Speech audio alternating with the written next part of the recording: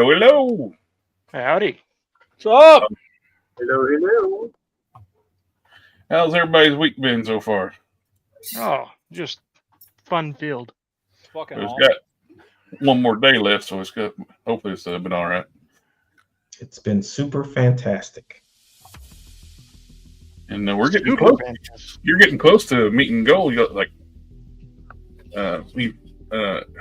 5,000. You got almost 10,000. You need 5,000 to fund, and Yeah. you got 5 more days. We got to push. Push it up. As my friend D people say, make the pledge. Make it happen. Do it. You can do it. Do it. And but a little light week for me. Only got 3 things in this week. Well, 4 if you count my paint. I did get the Jean Grey Cyclops 2-pack.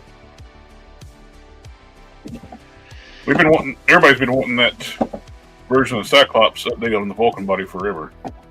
Since they come out with the Vulcan body, they want the Cyclops net body. Looks good.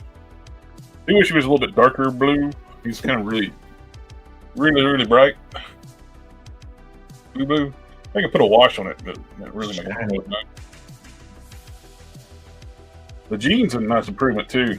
He's I saw like a side by side. She's taller than the previous one in this costume, and plus she's got the double joint elbows, bicep swivel arms, and pinless legs. And you got the pins normally don't bother me, but unless it's on bare skin.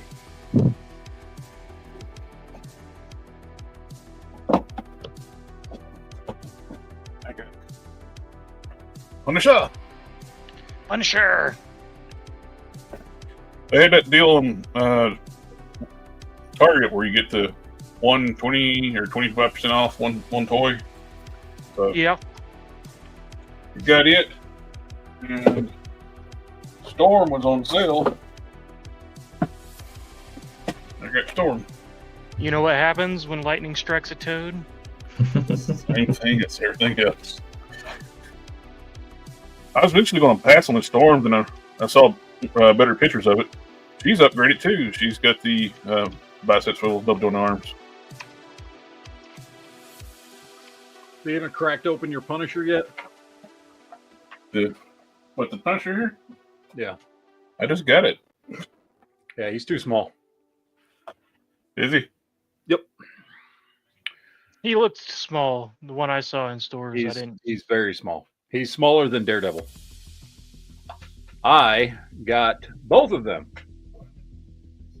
I'm sorry. And I immediately took my Walgreens exclusive Punisher and did a head swap on him because that is an appropriate size body next to Daredevil.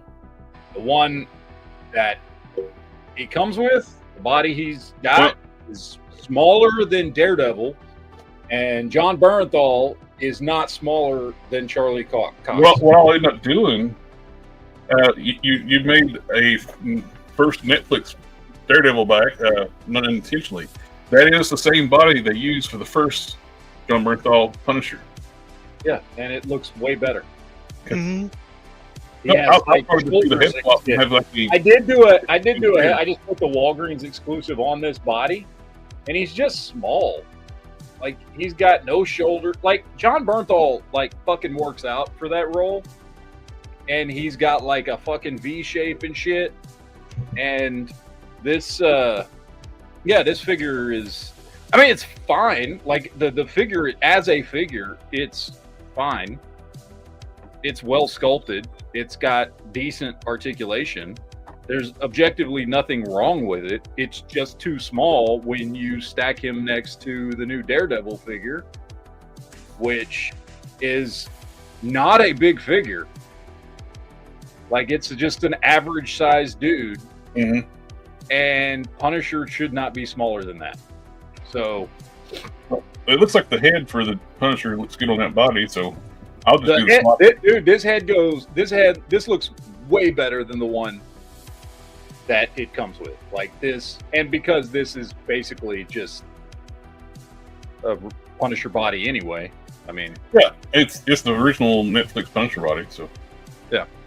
I'll just do that. I'll do a head swap on that, and yeah, do a head swap because this looks way it's a better. great head sculpt. And it's a bit upgraded head sculpt. So The head sculpt looks good, and I just swapped over his weapons, and then I just put that because that was. I mean, I've got a ton of Punisher figures. The Walgreens one was never really my favorite, but I put that head on this body, but swap them out. But the Daredevil's cool. I like the Daredevil a lot.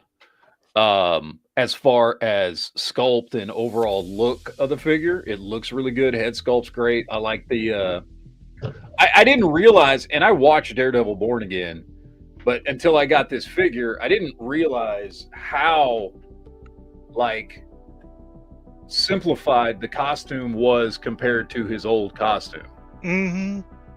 And then I got the figure and I was like, wow, I didn't realize, because in the costume, or in the show, it's always dark and he's jumping around and stuff, and so you don't really get much of a chance to really see the details on the costume. But it's a really good costume. It's a really good sculpt. The problem with this figure is the articulation sucks, and that's just unacceptable for a Daredevil figure. Daredevil should be. I think it'd be better with the diaphragm cut, but it's worse. No, it's worse, dude. Okay, so you take the original Netflix Daredevil figure and bend him over compared to the new one. That's as far as the new one bends over. and even just his head, that's as far as he can look up without his head popping. You put one Okay, with a double ball plate on it. But can you put his head up like that while he's arched? The other one's got his back arched. Yeah, so you arch his back. That's not prison Well, Daredevil. That's the wrong. That's the wrong. That's the old one, and this is the new one. The old one has better articulation. Just pretty much all around, the articulation on the old one's better. I don't know why. I get to preserve sculpt. I get why they do the diaphragm cut, but you can do a reverse ab crunch too. The problem is they limit the range of movement of the double ball peg of the diaphragm, and you open up a lot of times you can just pop the diaphragm off and take a X-Acto knife and cut the opening a little better, and it improves range. And the other thing is, and this is about the 5th or 6th Marvel Legends I've seen do that, and both Punisher and Daredevil are like this. They have the fucking shitty ass McFarlane, not a butterfly joint. Yeah. Oh, It's got that spacer in there. They're trying to. Now that being said, I will say they do a better job of it than McFarlane does. Mm-hmm. They do a way better job. It doesn't look ridiculous, and it does add some range of movement. And it's not a full butterfly joint, but you can get movement that you wouldn't have if it wasn't there. And it looks a lot better than McFarlane's big goofy ass spacer rings. But I'd rather have real butterfly joints. So, but yeah, no, I mean, I like both the figures, but they both have their downsides in their own ways. Daredevil should be better articulated, and Punisher should have been bigger. you know what the Punisher is? He's classified scale. Yeah, that makes sense. I could put him on a classified shelf as is. Yeah, it look like I said, the sculpt and everything on him looks great. Yeah, he comes with good accessories. He looks one of those things we've seen happen a few times with Hasbro. Hasbro don't send physical prototypes overseas anymore; they just send the digital files. Yeah. So there's nothing scaled wise. When they do that, things tend up being closer to true 1/12 scale when they get produced. The first time we saw it was the Fantastic Four Richard Carter wave, at first wave. Yeah. And then the High Evolutionary and Psycho was way too small. Yeah. The other thing I will say about this Daredevil figure is he has a waist cut, right? Like just typical, waist rotation. Except, I want you to watch his belt when I rotate his torso. Why does his belt turn with the upper torso and not the bottom? Mm-hmm. That looks dumb. That looks stupid. The belt should be attached to the crotch piece. Like, I don't know what the hell they were thinking because it looks retarded. I didn't get that one because I already had the previous Netflix one, and I didn't see that one with.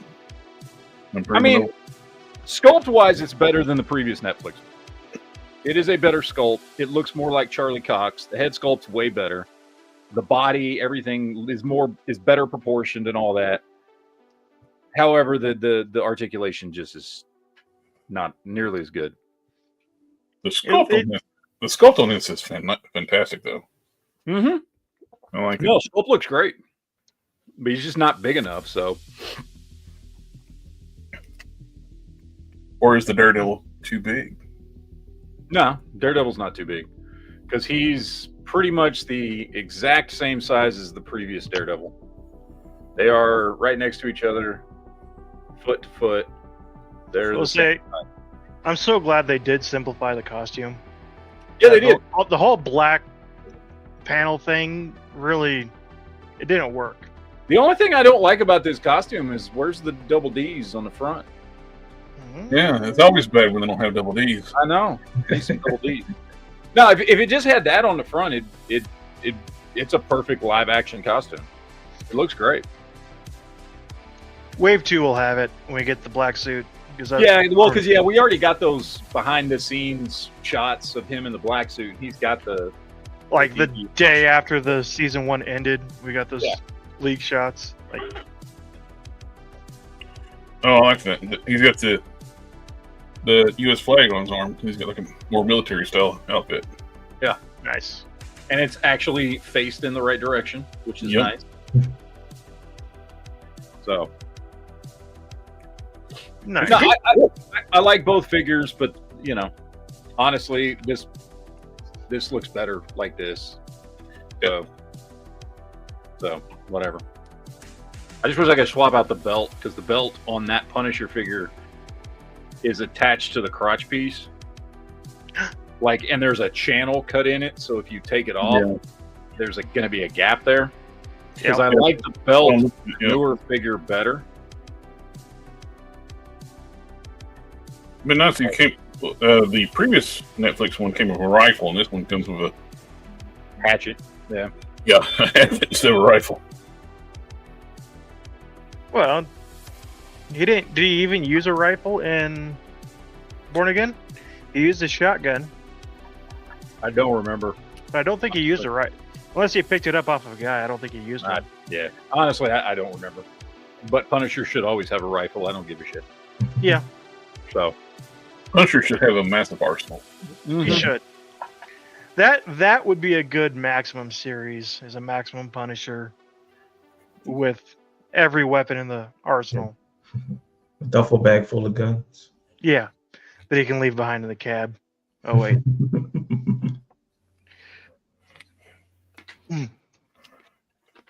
I picked up second Sergeant Slaughter. Nice. He's not going to stay Sergeant Slaughter. He's going to be Peacemaker. I've got a suit coming. To Ross or?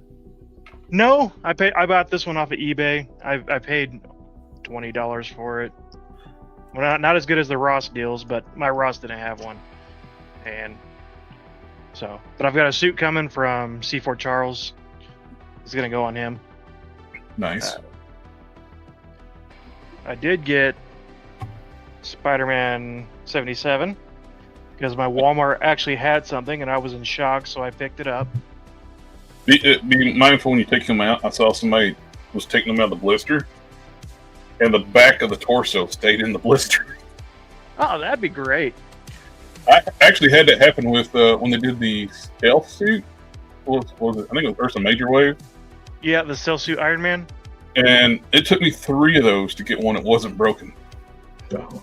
I heard lots of things about that stealth suit Iron Man. And then the other thing I got this week was the Mafex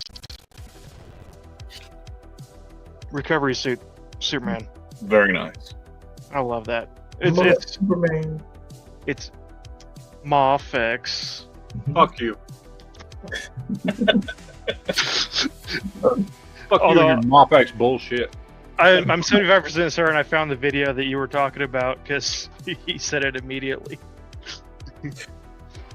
Dude, I was just no.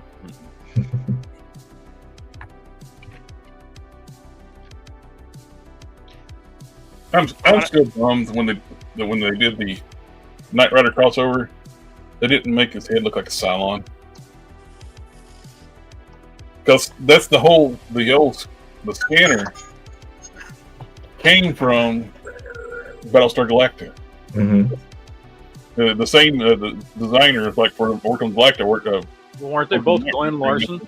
Glenn A. Larson? Yep. So yeah. The sound effects, everything is a Cylon.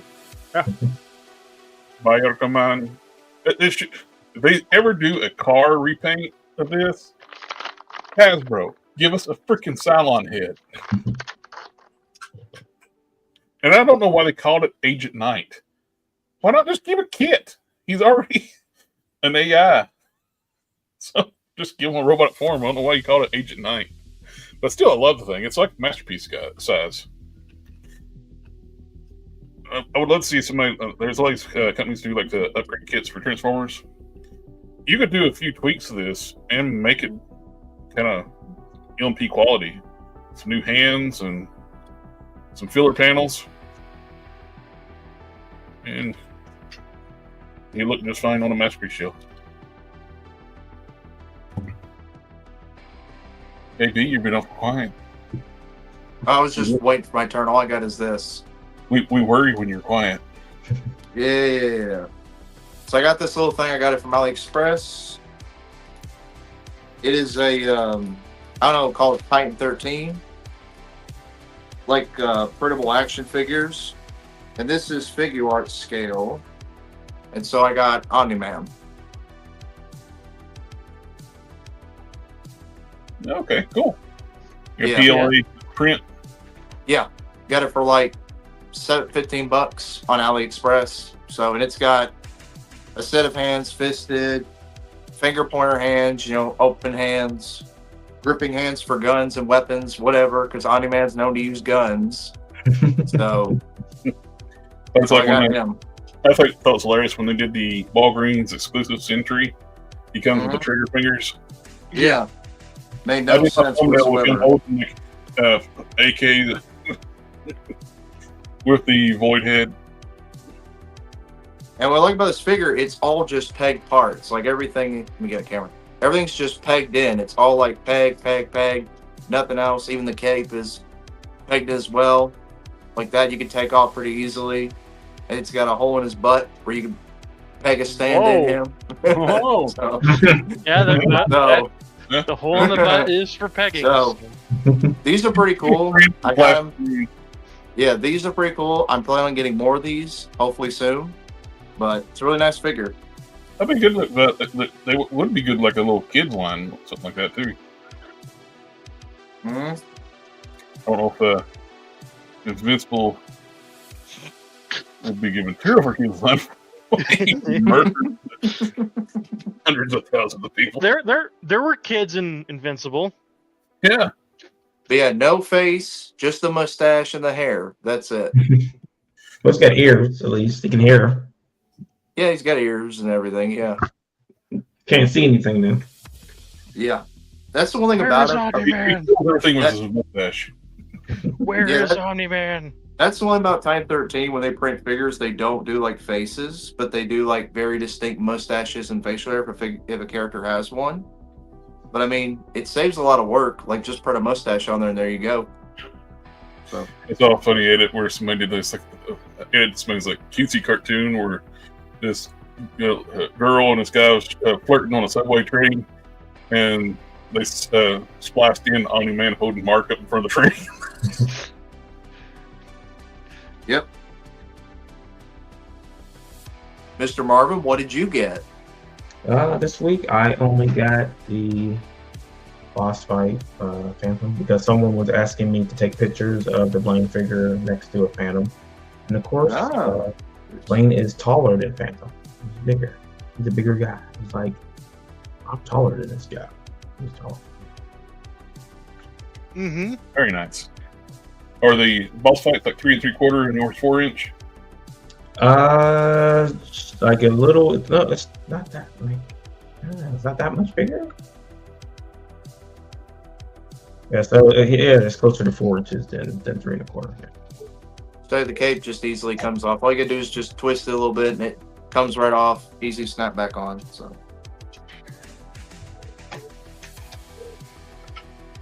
And if you're looking at an awesome 4-inch line, Marvin's got a Kickstarter. I got the information down below for the first figure in the series.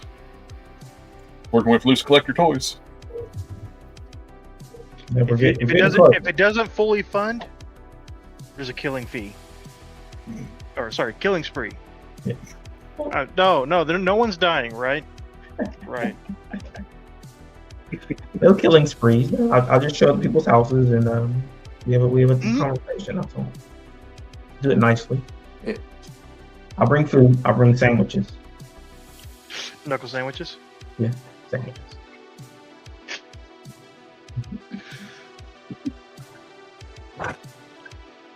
If find a white horse for the Phantom Walker, Phantom Rider, like they got coming out that way.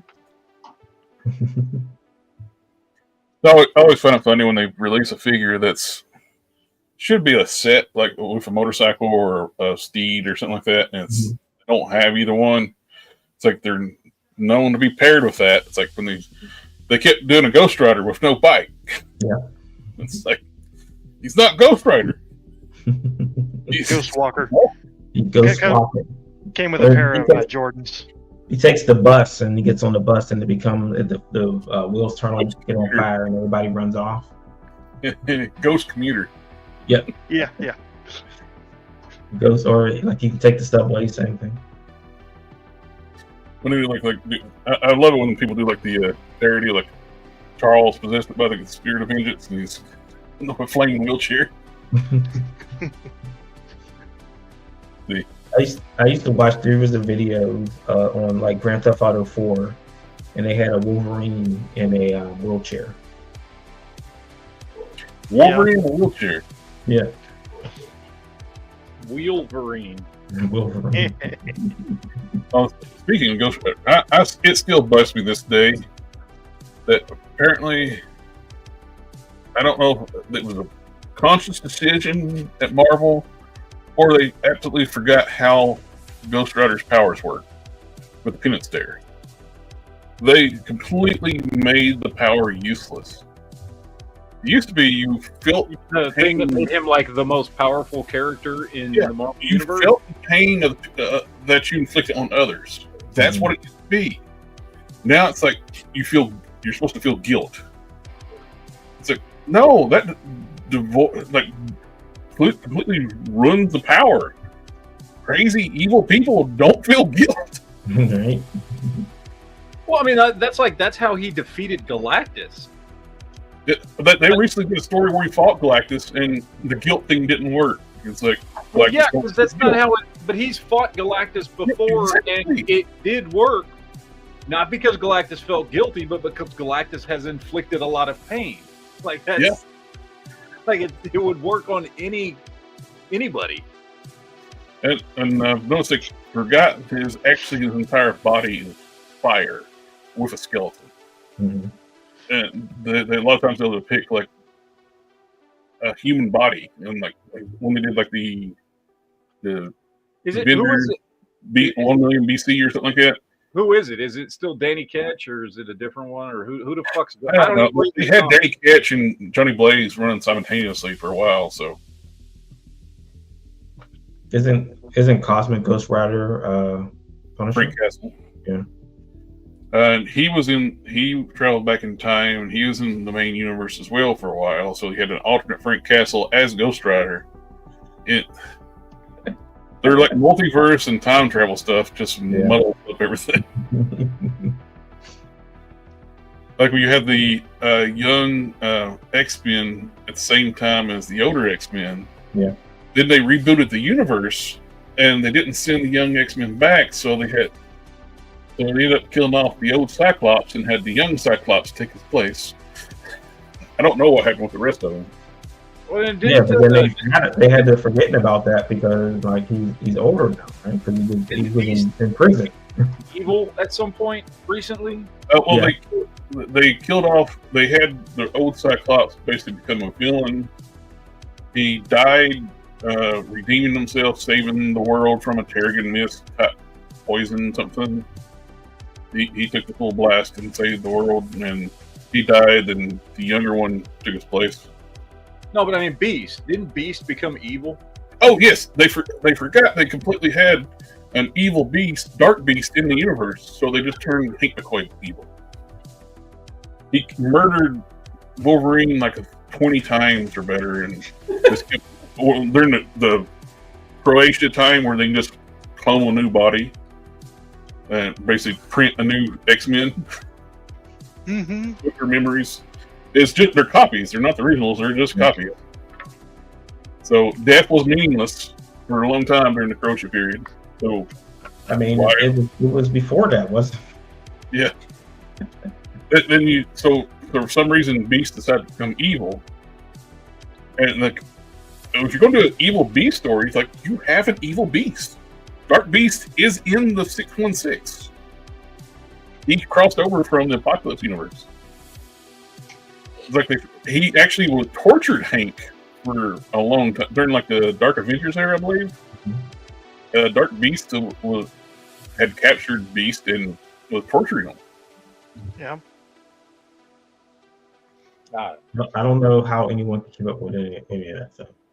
Yeah. Their continuity and everything's so muddled up right now. It's I remember when I was, still reading comics in the 90s and stuff. I thought the 90s era stuff was getting ridiculous. Mm-hmm. But compared to today, the 90s era stuff is just like classic storytelling at this point. Like, that's why I like independent stuff. It reminds me more like classical stuff. Like they're better standalone stories.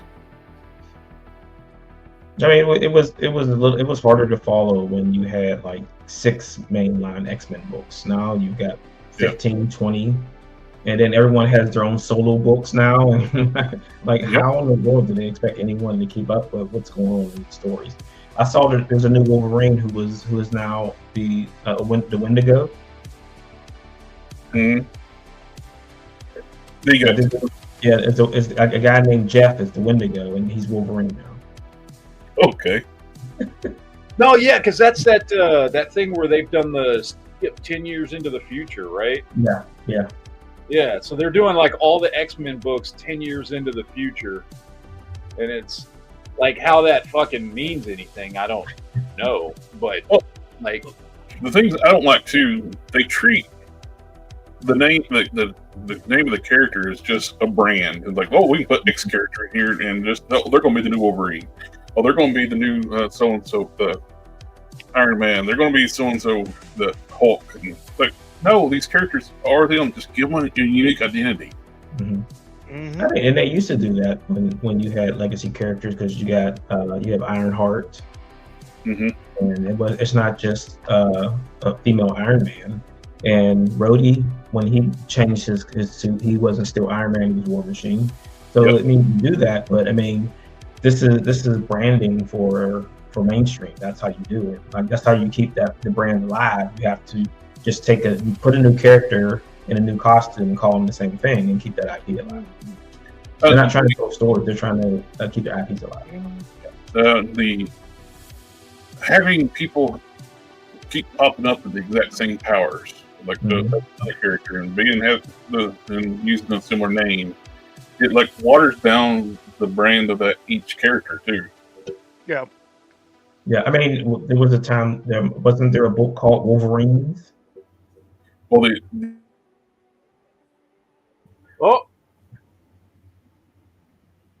We What? lost Jared again for a second. They did give Miles a new name, but it didn't stick because they couldn't come up with a good name for him, and no one would follow it. So they just went right back to calling him Spider-Man again. Well, I think Miles worked better too. Like, you watered Miles down by bringing him into the main universe. Mhm. If you kept him in his own universe, which I don't know why they got rid of the Ultimate Universe anyway. I like the Ultimates, and he had a lot of good stories and tell different paths. Right.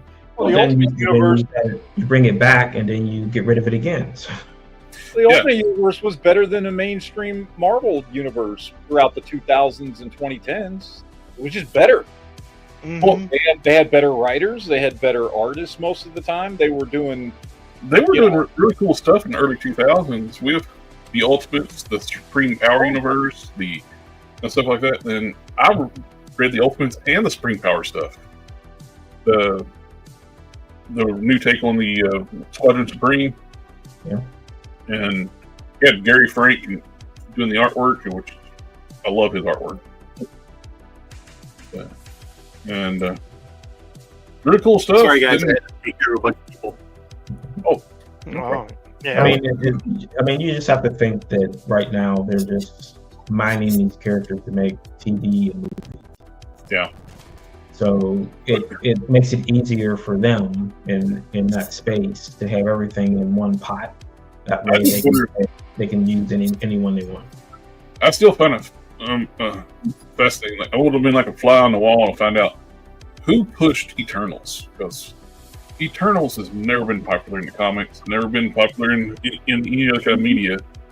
And it's like, oh, let's do a huge, massive change to the MCU and introduce the Eternals. That I have 8,000 comic books. I have 0 Eternals books.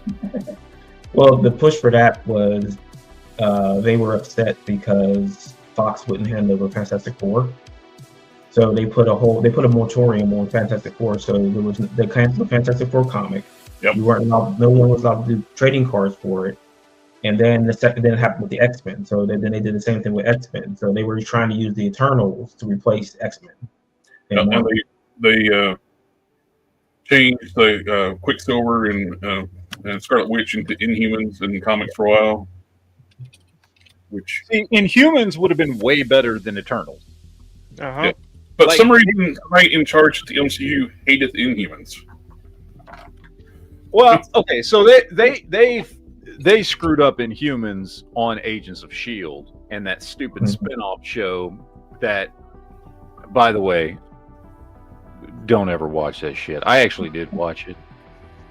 Yes, that's You the know, last time I've bought a lot more comics since I counted. Oh my god. Like if you like I watched it just out of sheer curiosity to see how bad it was. It is one of the worst things I've ever seen in my life. But I digress. I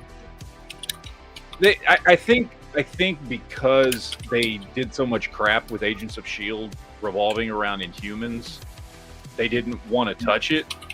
But they had established by the end of Agents of S.H.I.E.L.D. that it wasn't like it had spun off into its own timeline. Mhm. Like they had traveled through time and changed so much shit that they weren't in the same timeline as the rest of the MCU. So That season where they went into the future where the Earth was destroyed, that's when they veered off. That's no longer the same continuity. yeah. Well, and then they go back in time, and then it turns out that they were the ones that kicked off a bunch of the crap that ended up happening in earlier seasons and all this other stuff anyway. So, like, it was a whole thing. So you could, I think they just, my guess is they just thought audiences were too stupid to understand any of that.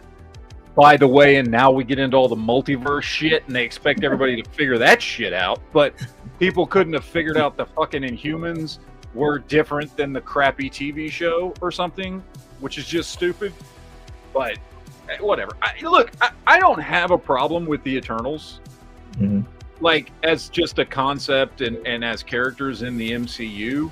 And if you had done your due diligence and put them into some of the cosmic stories that were primarily about other characters and slowly built up that idea of these characters of the Eternals, then you could do a movie on it once you've, established some continuity there and at least a couple of the characters and that kind of thing. Mm-hmm. It would make sense. I mean, they've done. I mean, the MCU up until Endgame did some really cool stuff with characters that outside of comics nobody had ever heard of, nobody cared about, even in comics. I mean, let's be honest. I think with Eternals, not a lot of people gave a shit. Even Marvel readers didn't give a shit about Guardians of the Galaxy. Okay, most comic fans liked the original Guardians of the Galaxy from the year 3000, like that version of Guardians of the Galaxy, the one that was thrown together during what was the name of that storyline? I'm blanking on the name of that storyline where they came up with the current day version of Guardians of the Galaxy with Star-Lord and all them. It's not was it Annihilation? No, it's not Annihilation. Annihilation was Ultimate. I can't remember the name of the storyline, but anyway. Mm-hmm. But they still made good movies, and now people like those characters and that team and all that stuff. So, they could have done some cool stuff with Eternals if they had just done it right. Yeah, well, it was Warner Brothers when they was trying to rush the DC stuff. Right. They rushed Eternals. They pushed too much. Mm-hmm. Well, I mean, just because you didn't have an idea of what you wanted to do, you just had a thing, and then you threw it to a bunch of writers and said, "Write something about this." Yeah. Like it wasn't organic, and it didn't have a reason for it to exist. So you get choppy stuff when. And I don't know what it was, but that time period too, that trope where the Earth is like something else. It's not the Earth. It's an egg. So it's in Transformers, it's Unicron, the center of the Earth, and Eternals ripped off Final Space. They had like an Eternal inside Earth, and then you had the one. What was the one where the moon was hollow and it was some kind of Moonfall? Yeah. So I mean, it's just like you're not writing stories. You're writing concepts. Yep. And if you don't have a story or you don't have an interesting character to follow, then it's gonna fall apart and people are going to get mad about it. But no matter how hard they tried for 30, 40 years to make Eternals a thing, it just wasn't happening. They had the same problem in DC. So you take Eternals and you move them in DC, that it's New Gods. It's the same thing. No matter how many times they try to make New Gods and things, it doesn't happen. It's boring. Yep. The only time anybody cares about a New God or an Eternal when they're on another team. Yeah. Like when Cersei was with the Avengers and Ryan was with the Justice League. That's the only time anybody cared about those characters. When they were in a team with already existing characters. So it just blew out of my name of the character, Mr. Miracle. So they're going to give him a TV show. I just guarantee you it's going to fail. His characters are not interesting enough. The only draw for the show, like he's an escape artist character, the ultimate escape artist. But the biggest draw would be for the show would be his wife, Big Barda. Yeah. What I'm still hoping is that at some point, who was also good in the Justice League too, Big Barda. Yeah. I'm hoping at some point we get a Miracle Man or Marvel Man, whatever the hell you want to call him. I know they can't call him Marvel Man, but which was a fantastic comic. I don't know if anybody in here read Mr. Miracle. Huh? Is it Mr. Miracle you said? No, not Mr. Miracle. Miracle Man. Used to be called Marvel Man, but because of copyright and all that kind of stuff, they had to change the name. Oh, I know who you're talking about. Yeah. Who owns that character now? Didn't Mark McFarlane own it? Marvel bought it. Marvel bought it from the top McFarlane. Yeah, Marvel bought it but it was a very adult but very well written Alan Moore comic from like the early '80s, and it was really, really well done. And I don't know who owns the rights now. Miracle. But there's a lot of things that have growth potential that they're sitting on. They're like Blue Marvel is a character they're sitting on. over in DC, the Wildcats. This figure. Yeah, like I would love a grifter movie. Like they're going to sit on these characters and do nothing with them. But I think one of the biggest crimes is the character Prime from the Ultraverse that they'll never touch ever. Yeah. What's funny?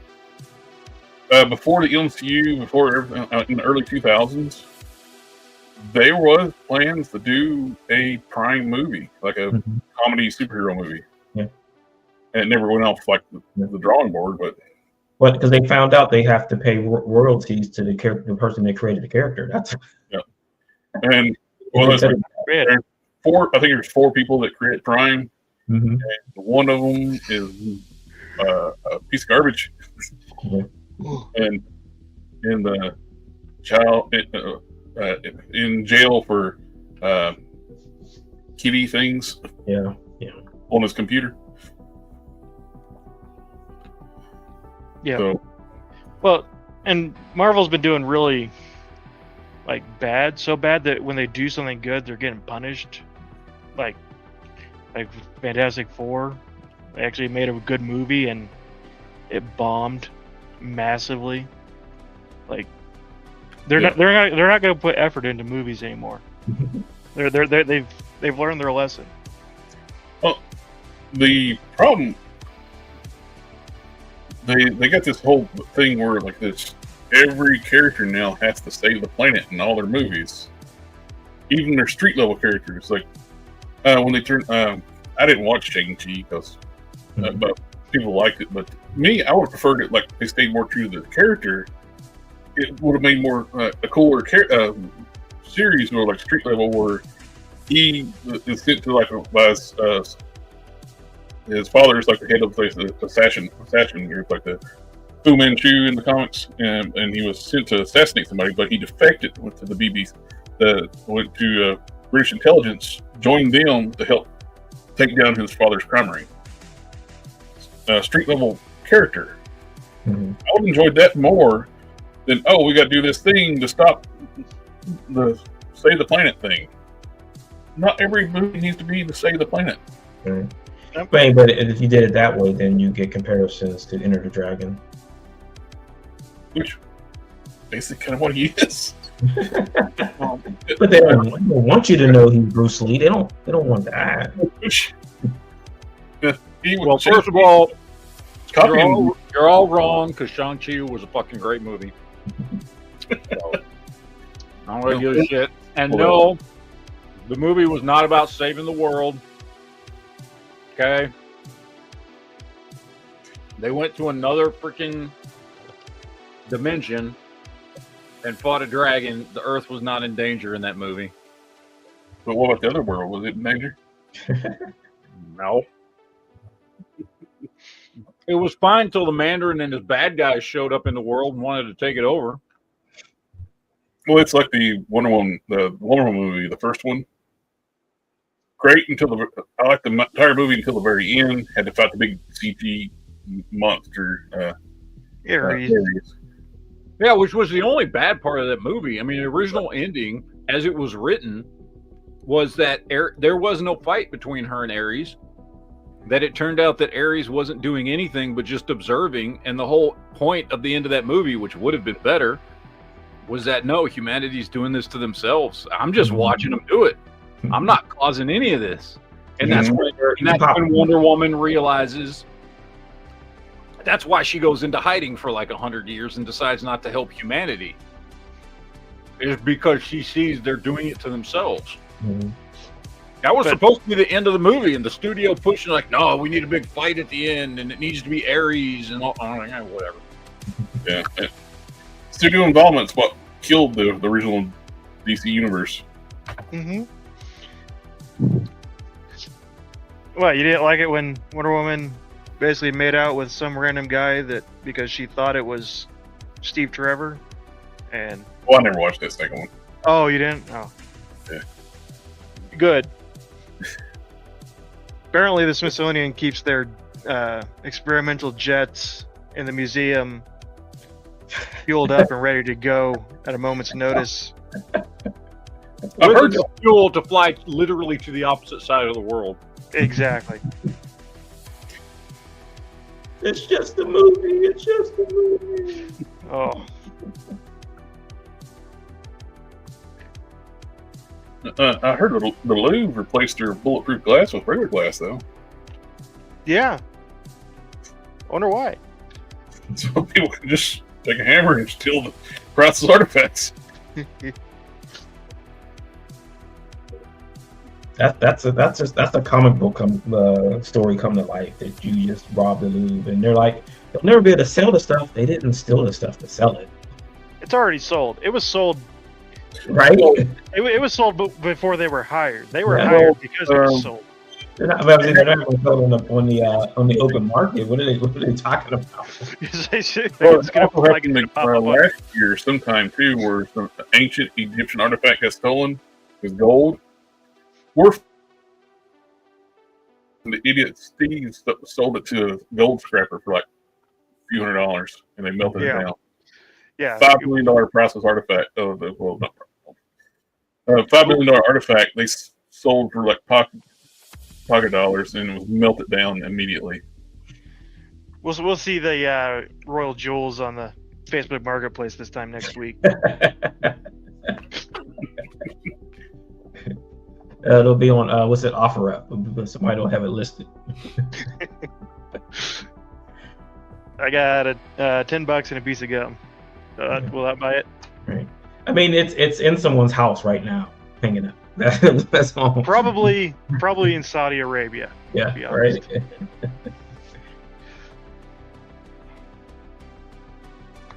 Yeah, I mean, it has to be a private collector. Like, when they were saying, well, they're not going to be able to sell it. They're not. Like I said, they weren't going to sell it on the open market. There's this black market stuff. Unless No they one do knows, break it down to just sell it for parts.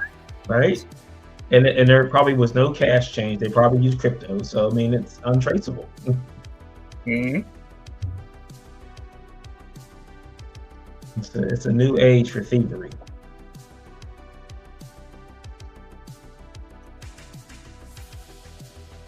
That it is. Yeah, that's it. Some rich dude, and so he's like, hey, it'll be like the scene in Thor Ragnarok. You guys want to see my stuff? Yep. Here's my stuff. You want to see my stuff? Yeah, all my stuff over here. This is a little bit of my stuff. My big batch of stuff downstairs. Mm-hmm. I got a lot less stuff. I got rid of, boxed up all the Star Wars stuff. Most of it. But there's a Saudi comic collector. He has all the best. Of course, he has all the best stuff. He can afford it. Will be. Well, it was like Nicolas Cage. He had his Action Comics #1 stolen.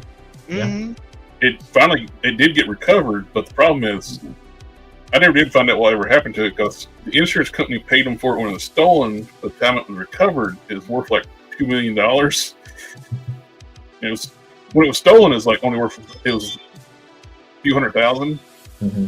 And the time it got recovered, the prices have gone up, and technically it belonged to the insurance company. So Nick probably never got it back from them because where they paid it out, it's theirs. Right. And that's probably an inside job. Somebody he showed it to was like, yep, that's mine now. No. Yeah, I mean, there's a lot of thievery. Like that's why, like, you put stuff like that behind plated glass, and so you can't break into it. Like they should have at a museum. Oh yeah, but now the museum's like, we don't want to afford it. Put bulletproof glass up; it'll be fine. Right? We'll just put it in a regular glass display we got from IKEA. Yeah. I don't know. I saw a movie where the Declaration of Independence was stolen. So Well, that's true. Yeah. I think that was actually a true story. It was a documentary. Yeah. I'll be back right back. there was a map on the back of it also. That was in the documentary. Mm-hmm. Yeah. It's And based you on had to put- real you had to put- based you on had to real put lemon events. juice on it. There's also been a lot of cards stolen Yes. recently. National Treasure is one of the greatest movies ever made. Yes, you are right.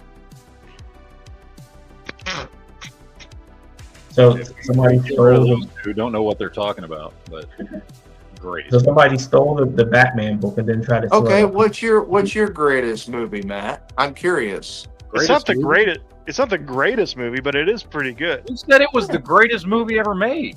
I did. Yeah. You think National Treasure is the greatest movie ever made? In my book, yes. Can I see this book? What else is in there?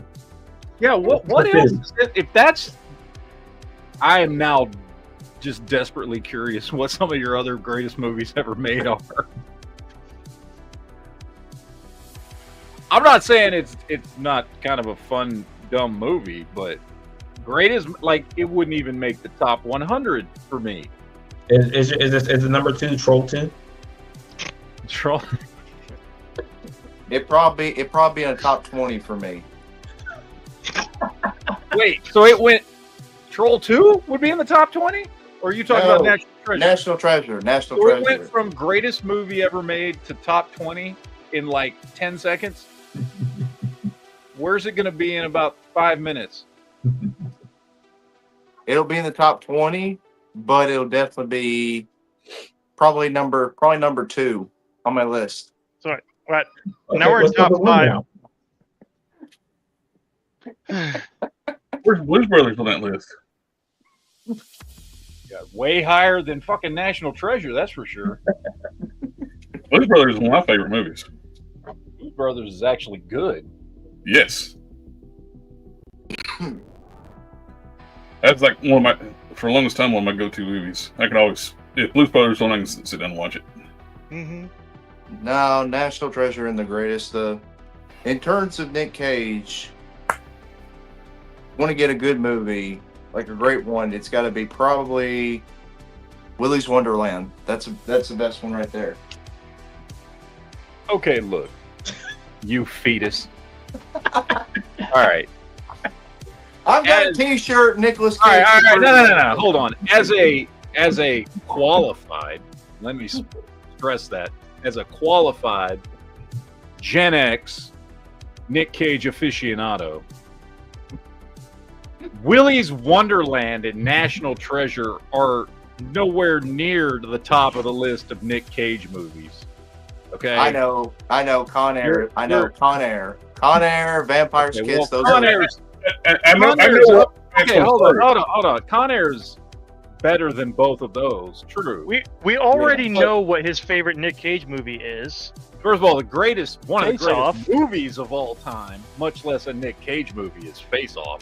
Mm-hmm. Yes. Yeah. That's end of story. But second, the disrespect of nobody even mentioning Raising Arizona, which is just a phenomenal fucking movie. I forgot about that one. Like, come on. I've never been a fan of Raising Arizona. Okay. Me What neither. the, are you But even yeah, but Gen yeah. X? How the fuck are we the same age? How about that? I know we should do. Now we're talking about Nick Cage. We should all get our top 10 Nick Cage list movies together sometime on a geek chat. We need to get a list of top 10 Nicolas Cage films and compare each other's lists. Well, apparently I'm the only one qualified to give that list because I don't trust any of y'all now. But Nicolas Cage is my father's. Usually, though, I have to say, Nick Cage has probably one of the coolest looking scenes out of any Marvel movie. When the two riders are going through the desert. Mhm. oh Yes. Yes. It's been on my phone screen since that movie came out. Mm-hmm. It's the background of my phone forever. I love the first Ghost Rider. The Yes. second one is a steaming pile of shit. Yes. But Yes. the first one's good. But one of Nicolas Cage's best scenes ever is in Ghost Rider 2. There's the scene where he's like it's starting to break out and he's trying to hide it and he's going crazy in the old shack is up there like top 10. You sure he was acting in that scene? They just didn't film him acting like himself. They They just just- left the cameras going one day. They just gave him a little cocaine and were like, "Here, go in the shack for a while." Didn't tell him anything. He just let it go, and it was amazing. Gone in 60 Seconds. Another good Nick Cage. Yep. That's a good one, yeah. Yeah. JB, I'm just gonna say, National The Treasure Rock? is not even. National Treasure is good, but it's not even like the best one. In the I past, like, know 20 years. National Treasure. I know National Treasure's not the greatest film. I just said that to piss Matt off. It The worked. Rock. we've Rock had a is phenomenal. Yeah, I mean, I just well, said I it think was every great Nick to piss Matt Cage off. movie just starts off with the most absurd scenario ever. And it's good. Yep. We're gonna steal all these cars in one night. Mhm. I'm gonna be on this plane with no more doable than stealing the Declaration of Independence. Yes. That's saying like every one of his movies. What's the most absurd thing we can do? Oh, yeah, I forgot about that. You got Next. Yeah, That's where actually- he's- where he's He- legit, yeah. Next is That not was Next that's is not just- one of his best movies, but it's decent. Yeah, Next. it's decent. I think it's underrated. It's not the greatest. It is movie. definitely underrated. It His sets most- the standard for Southern accents, though. What his most underrated movie is what's the name of that movie? The one about the end of the world. That's next. Right? No. The one where you start seeing the pattern and all the numbers. That's next. No, next is the one where he's a magician that can see into the future. Oh, Yeah, he can like travel forward in time like 30 seconds. And then when you get to the end of the movie, you realize the whole movie's just been his vision, yeah, and it goes back to the very beginning. What is the name of that movie? Ah, crap! I can't remember. It's a truly depressing ass movie because it ends knowing. knowing. Yes. Actually, I have it right here. A bunch of them. Yeah. Oh, Lord of War is a phenomenal movie. Lord of War Yeah. is probably a top 10 I- of all I was overall. trying to remember the name of that Bangkok Dangerous. I can't remember a thing about that. What that movie's we about. got the absurd premise box set. hmm I, This I one's never saw a good one too. My wife likes this one, The Family Man. Man's good. Family Man's good. Yeah, Again, But- every Nicolas Cage movie starts with, "I got an idea that's absurd. Let's get Nicolas Cage on the phone." We. So I'll give you. I'll give you an absurd I one. love the line where he's like, Here's like, absurd. I forget what he says. He's like, it's like there's 550 million firearms in the country. That's one firearm for every 12 people, and my job is to Yeah, Lord of get War. a gun in the hand of the other 11. Yeah. Yep. And here's another one that I recently picked this one up at a store, at a video store. The Weatherman. Mhm. That one's a really good one. I enjoyed Renfield for what it was. Yeah, Redfield was a good one. dude. My fit, like, when I knew that Renfield was a good, like, first of all, because what's his name? I'm blanking on the other guy's name, but the guy who actually played Renfield, it was his movie, and he was good, and I liked that. All that was good, but I love the scene when he's like bringing all the dudes back to Dracula, and Dracula's like just chewing on him, and he's like, "What is this? This is awful. Were these guys already dead? Who is this?" And he's like, "That's Doug." Well, Doug's trash. Fucking, like he was the perfect choice for Dracula. in that movie. Lex Luthor, it was Renfield. Yeah, I'm blanking on his name. I can't remember his name, but he's Beast. He's Lex Luthor. He's Renfield. He's a bunch of shit. And why am I don't know why I'm blanking on his name. But anyway, Yeah. Is it? He said so. We've had a movie better than several movies better than National Treasure just in the past couple of years. almost every Including- movie we've named is better than National Treasure. One of my all-time favorites is Unbearable Weight of Massive Talent, just because of how Oh, ridiculous dude, that it is. movie's awesome. It is so good, just Oh, because yeah. it's him playing him, and it's You It know, is up there. talking about all this, you know what we need? We need Hasbro to come out with a line of just Nicolas Cage action figures from every movie. yes. Just I need him. I need him from Con Air. I need him from Face Off. They could easily give us a Ghost Rider. Because Yeah. they've made Illustrators before. You know, but- I was so I'm working on a video. I don't spoil it. I don't give a shit. I'm working on a video. Top 5 things Hasbro needs to do with Marvel Legends, and my number one thing on my top 5 list that Hasbro needs to do with Marvel Legends is make legacy figures. I mean, McFarlane's been doing it. They're going back and pulling Val Kilmer Batman. They're pulling, Chris Reeves Superman. They're pulling Michael Keaton Batman. They're going. Why hasn't Marvel Legends gone back and given us the 2004 Fantastic Four team? Yeah. Why haven't they gone back and started?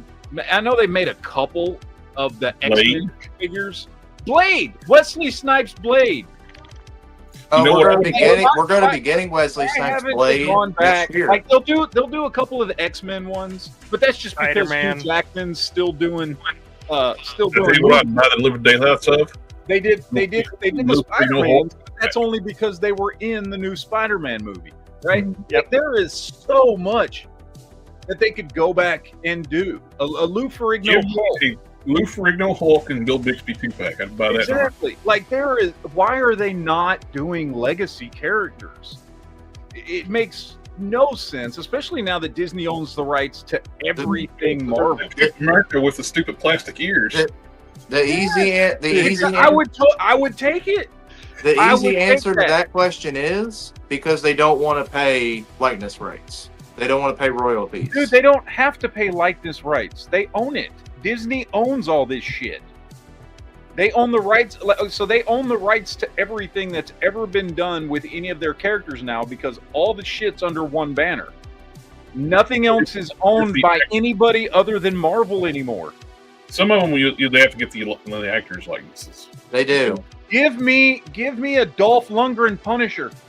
You know what I'm saying? Like there is so many legacy figures they could do. It's probably 2 things. So it could be the licensings with the actor. They might not want to do it. Also, they couldn't tag to anything to make money off of. I mean, here's the thing. Tell me Dolph Lundgren's going to say no to a Punisher action figure. No, he's not. Tell me NECA Lou Ferrigno's going to say no to a Hulk action figure. No, he's not. Well, they have a window if what the rumor is true. They're in like the Doomsday movie. Yeah. Lou Ferrigno's gonna voice the Maestro. Yeah. So that gives us a window. Hey, so we got the Maestro Hulk coming. Give us a classic 70s TV Hulk. Right. So can we go back to the Nicolas Cage box set again? So would the face-off Nicolas Cage be John Travolta? Yes. It's got to have swappable heads. It's got Right. You got to have swappable heads. Yeah. And he has to have a voice chip that says, "Ain't it cool? Ain't it cool?" Yep. I mean, to be fair, no, I just it is a little voice box that just has a bunch of different stuff. So I could eat a peach for hours or whatever. You know. to be fair, third-party companies have made 12-inch Nicolas Cage figures. It's just no actual company wants to make them. Well, it's not that there's no Look, company. I'm just saying, like, you've seen the movies that Nicolas Cage has done. You're telling me he wouldn't say yes to an action figure? Fuck No, yes, he would. He would. He'd probably do it for, I don't know, $100 at this point. And We'll give you $100 and you can get a free action figure. He'd be like, okay. Like no, man. We need some legacy action figures from all the stuff that is Marvel from over the years. Give me a modern Ben Affleck Daredevil. You know what I'm saying? Like, dude, just start pumping that shit out. Whatever they can. Like, I would buy the shit out of that, and I know most people one would. where he's covered in bees. The bees. Yes. Wicker Man, yeah. They're in my mouth, they're in my eyes. I don't know, man. Missed opportunities. Yeah, I just think it's I more watched kind of something they can make a dollar off of again too. I mean, you would think at this point, like, look at Hasbro cannot be this stupid. They see McFarlane selling the shit out of these legacy figures. I mean, look at the people scrambling for the Chris Reeves Superman and the Michael Keaton Batmans and all that shit. Right? If like the room- Nolan's doing it and selling the hell out of these figures, and he makes shitty figures. So Hasbro certainly could do it. If the rumors are true, we're going to be getting a Deadpool and Wolverine movie wave with Wesley Snipes' Blade, Jennifer Garner as Elektra. We're going to get, of course, what's her name? I'm blanking on it. Professor X's sister, the villain of the movie. What's her name? Cassandra. Cassandra, yeah. There's supposed to be her, and then it's supposed to be Lady Pool, and then it's supposed to be Cowboy Pool in a wave. So, if that's what that was from the leak list, that also leaked it Maximum Thor as well. So, I mean, that's cool and all, I guess. But would you rather have those things, or would you rather? I mean, other than the Blade, yes, everybody wants the fucking Blade. But I mean, like Cassandra Nova and all that, or I don't know, the original 2004 or 2005 fucking Fantastic Four. You know what I'm saying? I'd rather have the fucking Fantastic Four. I don't know. Plus, for a new movie, and we're going to be going on 2 years. Yeah, you're right. And those figures. A recent interview at I guess Comic-Con, where we're interviewing the guy that played Reed Richards from the first movie. I can't remember his name. Michael Chiklis. Yeah, they did like this big multi-crossover event. Would you be willing to come back? And they both of them said yes. And Chiklis said, "It's clobbering." Yeah, fuck yeah. I want to hear what I want to see. I want to see him come back as like an older, well, because he is older, but like an older like version of the fucking of Reed Richards with like when Reed goes into the Council of Reeds or whatever, and he's got the beard and he's like the oldest one, and then I want to see Miles Teller play what's his face, Maker. The Maker. Thank you. Be perfect. Why not? That movie sucked. At least get some play out of it, right? Miles Teller would be great as the Maker. And you bring him back as the Maker, that'd be a little bit of a redemption for him as a character and for that movie in a small way. So why not? Actually, that Reed is. I think Ben Affleck's burned out on the superhero stuff after Justice League. Somebody mentioned that Ben's Daredevil should have been. Yeah, there was rumors that he was going to make a cameo as Daredevil in one of the next two Avengers movies. Probably not Doomsday, but in the next one, in the Secret War movie. I just don't see it, honestly. No, I don't. I don't think he gives a shit anymore at this point. I mean, he'd have to get in some kind of shape and not in the shape he's in. Yeah, I mean, I don't know. I mean, it would be cool if he did. Like, I wouldn't have a problem with it, but I don't see it happening. The guy that played Reed in the 2005 movie, he's 2 years older than Pedro Pascal, but actually looks younger than Pedro Pascal. Yeah, he was great. Ian Gruffalo or something like that. Yeah, I can't remember his fucking name. Yeah, he was great in the show called Forever. It was supposed to have a second season, but only had one season. I love that show. Yeah, I hate it got canceled. And Me too. And they were setting up a serial killer that's like him, immortal. Mm-hmm. Yeah, it was supposed to be Adam from the beginning of time. Spoilers, Adam. Well, there's no spoilers. There's no show. Spoil.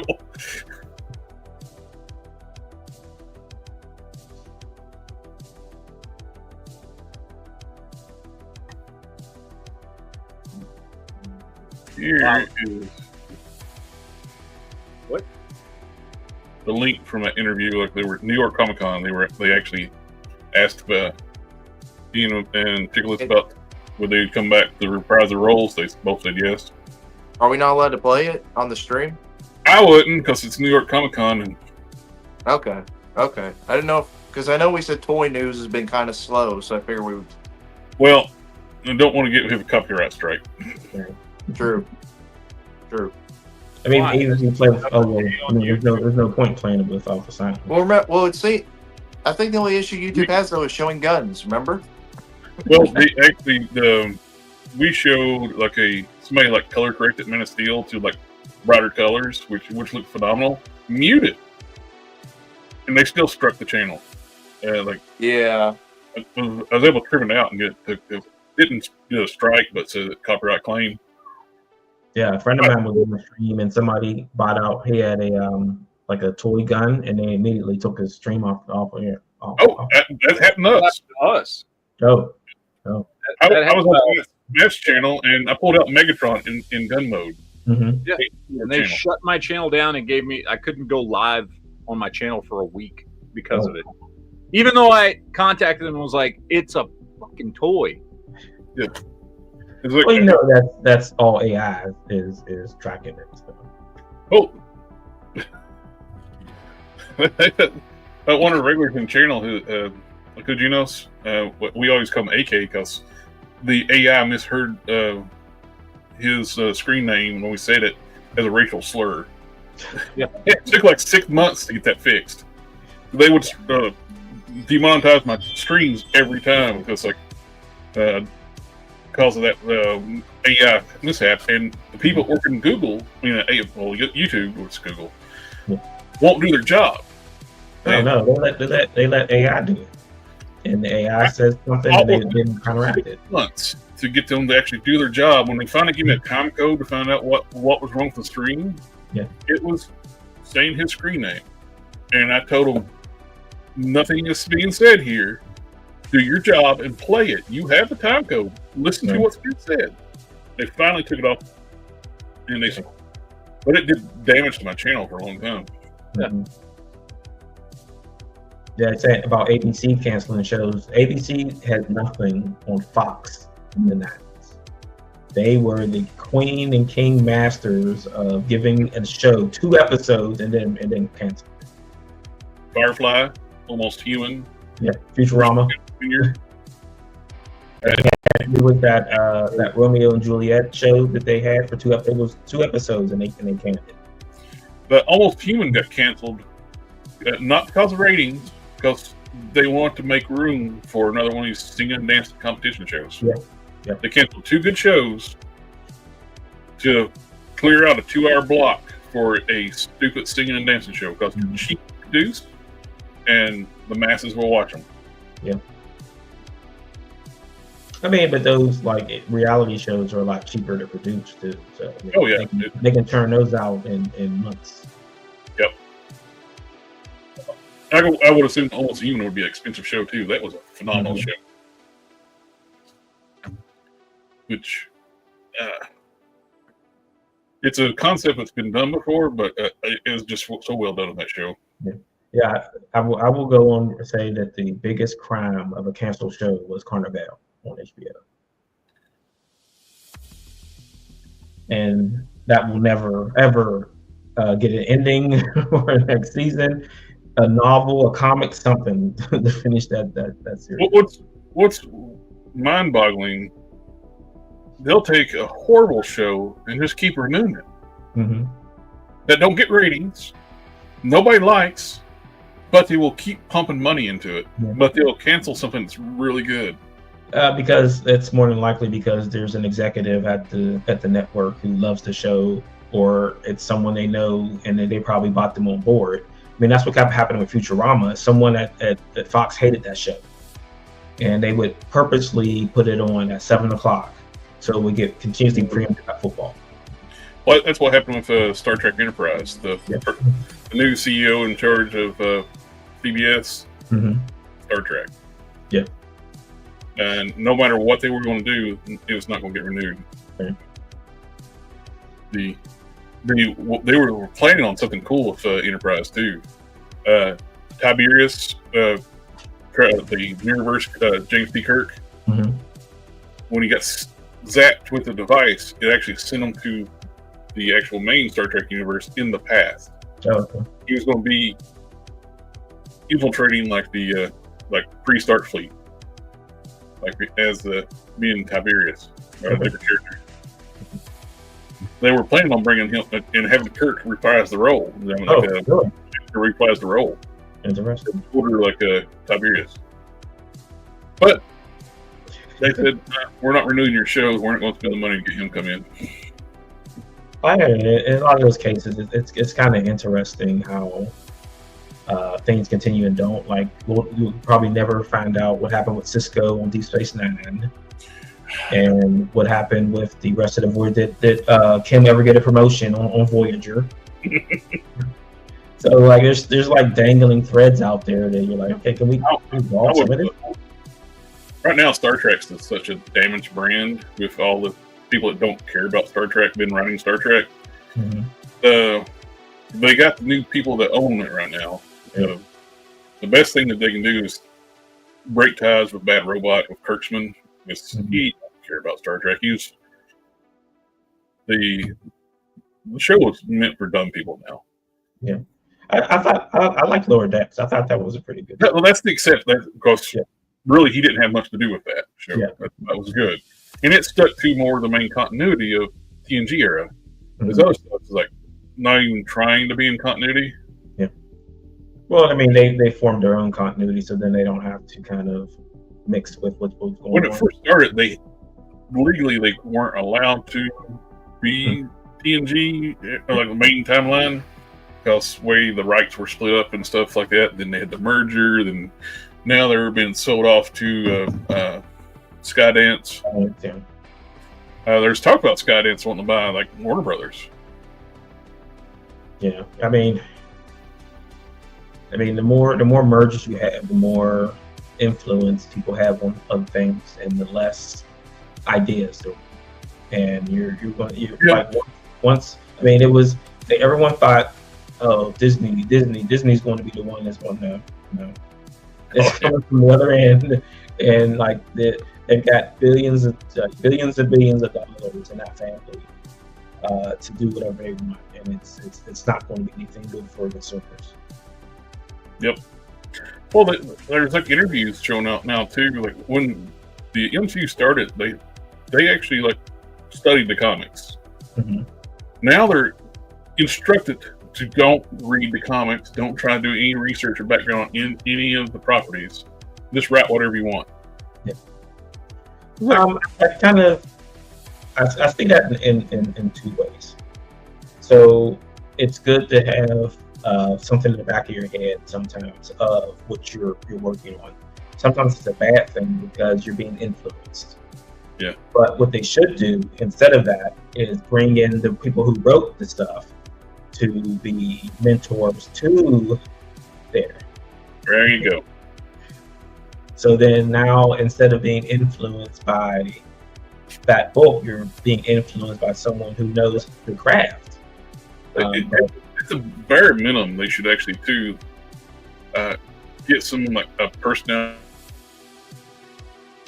and don't just write stuff that character would not actually do.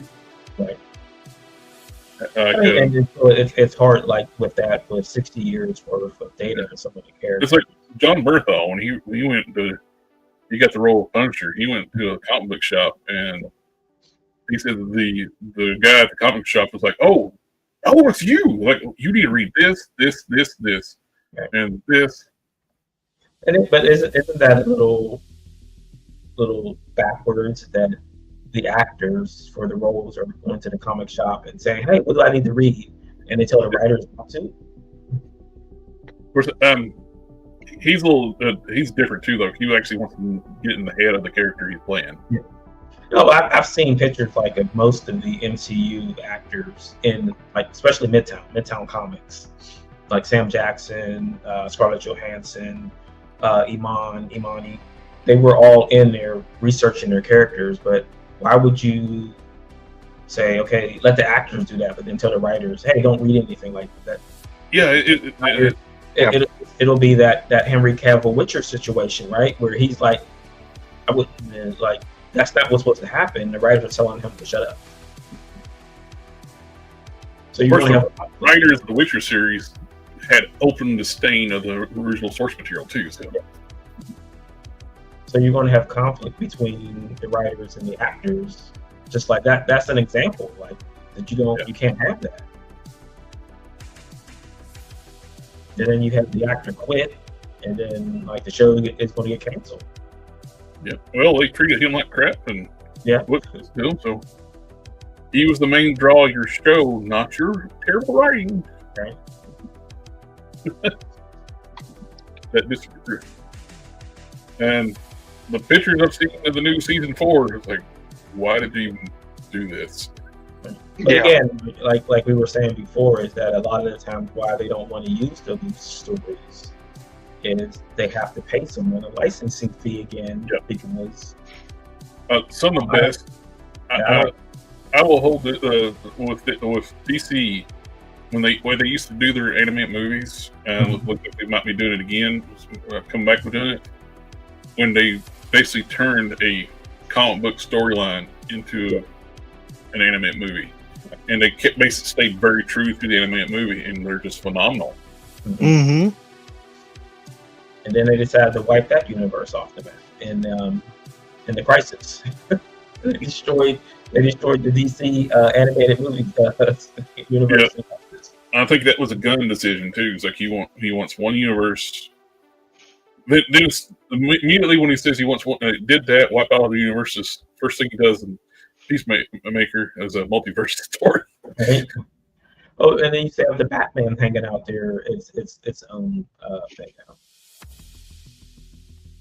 I mean, I feel like in some cases, like some people, they talk too much and they go out there and they say, "Oh, we're going to do this, and we're not going to do like the other guys do it," and then they do it exactly the same thing the other guys did. And what I like about we were talking about the Ultimate Universe when the MCU started, it was very much like the Ultimates. Yeah, and I liked it. It's like a modern take on like those characters, which was really well done until the Ultimates 3 when they destroyed basically everything. Mm-hmm. But when the Ultimate started and all the subtitles and stuff like that, those were great. Mm-hmm.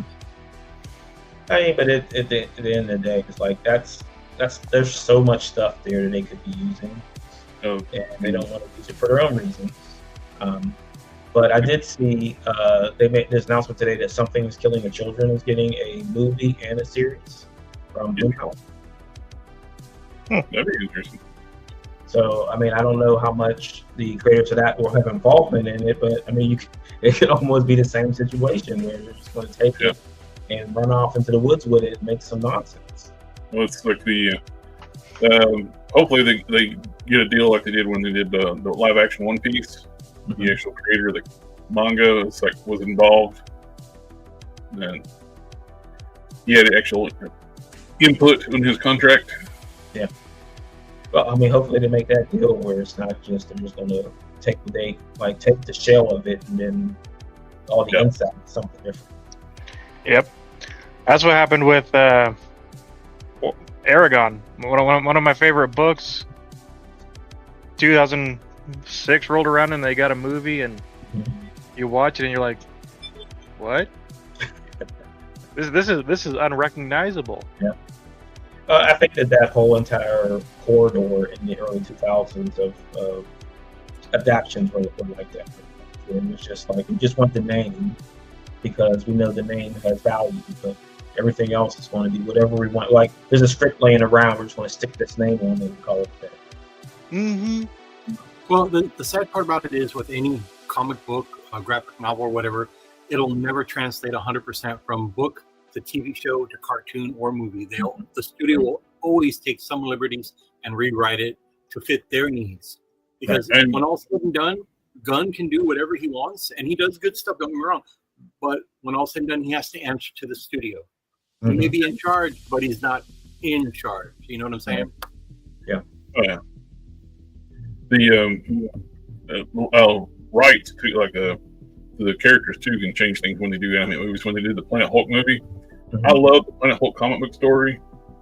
I think they try to condense too much in the movie because it was such a long storyline and they left out a bunch of stuff. Plus, they couldn't use like Silver Surfer because Fox had the rights to the Silver Surfer. And I like Beta Ray Bill, but I don't know, it didn't didn't have the same effect not having the surfer. Yeah, it would have been better if the surfer was in there, but because they didn't have the rights for it, they couldn't. Yeah. They had to do what they had to. Which, don't get me wrong, it wasn't a deal breaker for the movie. I still enjoyed the animated movie. Would it have been better with the surfer? Yes. I think the movie should have been 2-parter because they condensed way too much in that movie. Yeah, but again, see, for an animated movie, they're going to condense, and you're going to miss out on a lot of stuff. Alpha Proto bought up Watchmen, but they made changes for that for the live action movie. The animated movie was like that. I will say this about Watchmen: if you watch the director's cut, it is a little bit more accurate to the trade paperback than it is to the movie. Mm-hmm. Well, I mean the regular cut of the movie. The director's cut, you obviously get a lot more. That is more accurate to the book, which that I prefer watching the director's cut as opposed to the regular theater release. Yep. There's like a 4.5-hour cut that's like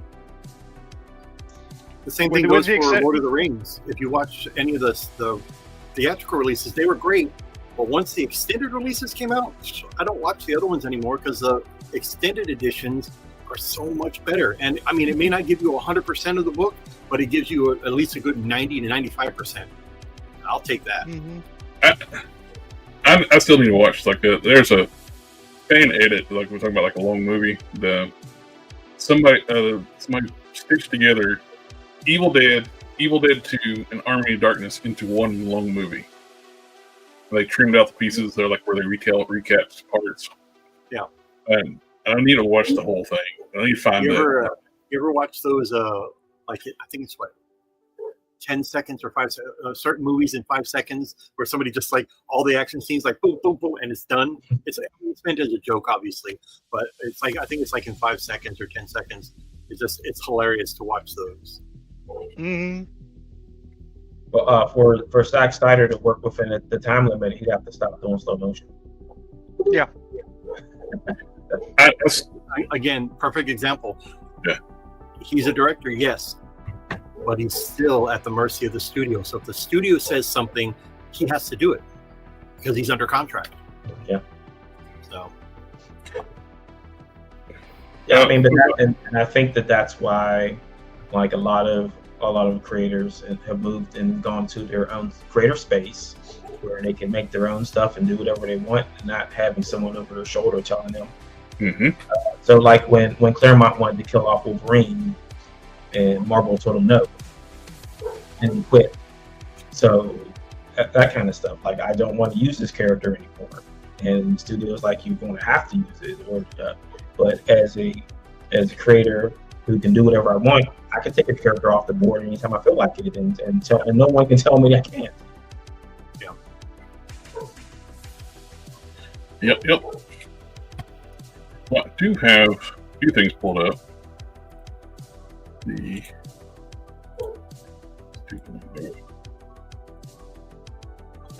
These are now up for pre-order on Entertainment Earth. We've seen these before, but in hand, these are the renders. I think in hand pictures that Lino, it looks bad.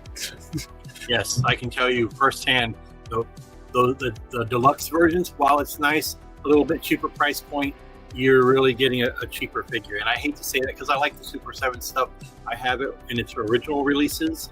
But yeah, I would definitely pass on the deluxe unless you absolutely need that character.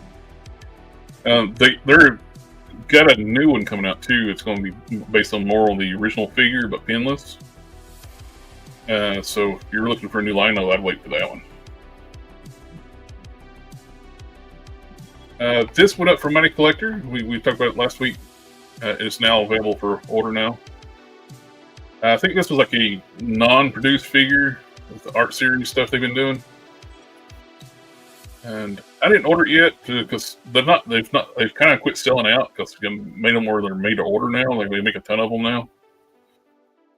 So it used to be everything would sell out on Money Collector, especially Origin stuff. But stuff's, I don't know if they're just producing more or it's slowing down. This is the big news. We're getting a animated series on the Skybound series of the Energon universe, which I hope they do well because it's been a really good series. It's a very much it's the books have felt like the '80s Marvel comics, but just grittier, Yes. darker.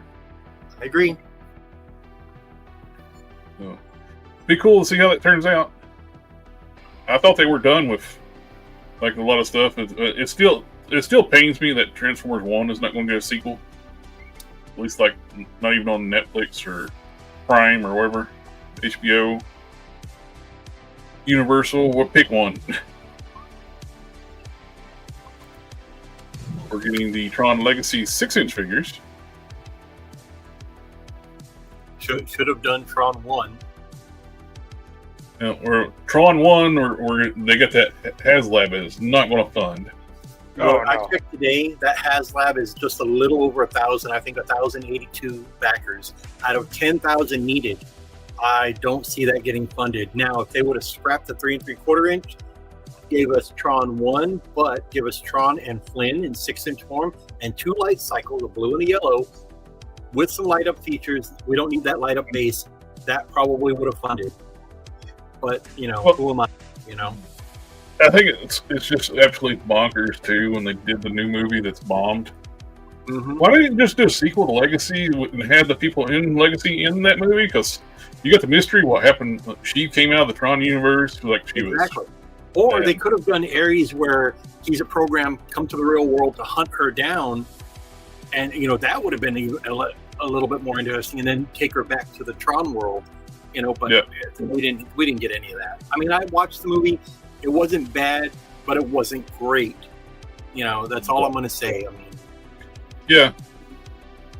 Visually, it was a nice movie, but Jeff Bridges was Tron never works. They've Yeah. been trying to make Tron a thing for forever. So That's another thing. It's Tron Ares. Where's Tron? Yeah. I mean, Uh, if Tron was with him, could maybe like fighting Ares for a little bit. I watched Legacies. Like I was like, where the hell's Tron? It's like then you find out Tron was this guy reprogrammed, Mm-hmm. and he dies. And you got Hiya Toys is doing a 6-inch scale Mega Man, or 5.7 inches tall, $63.99. It looks nice.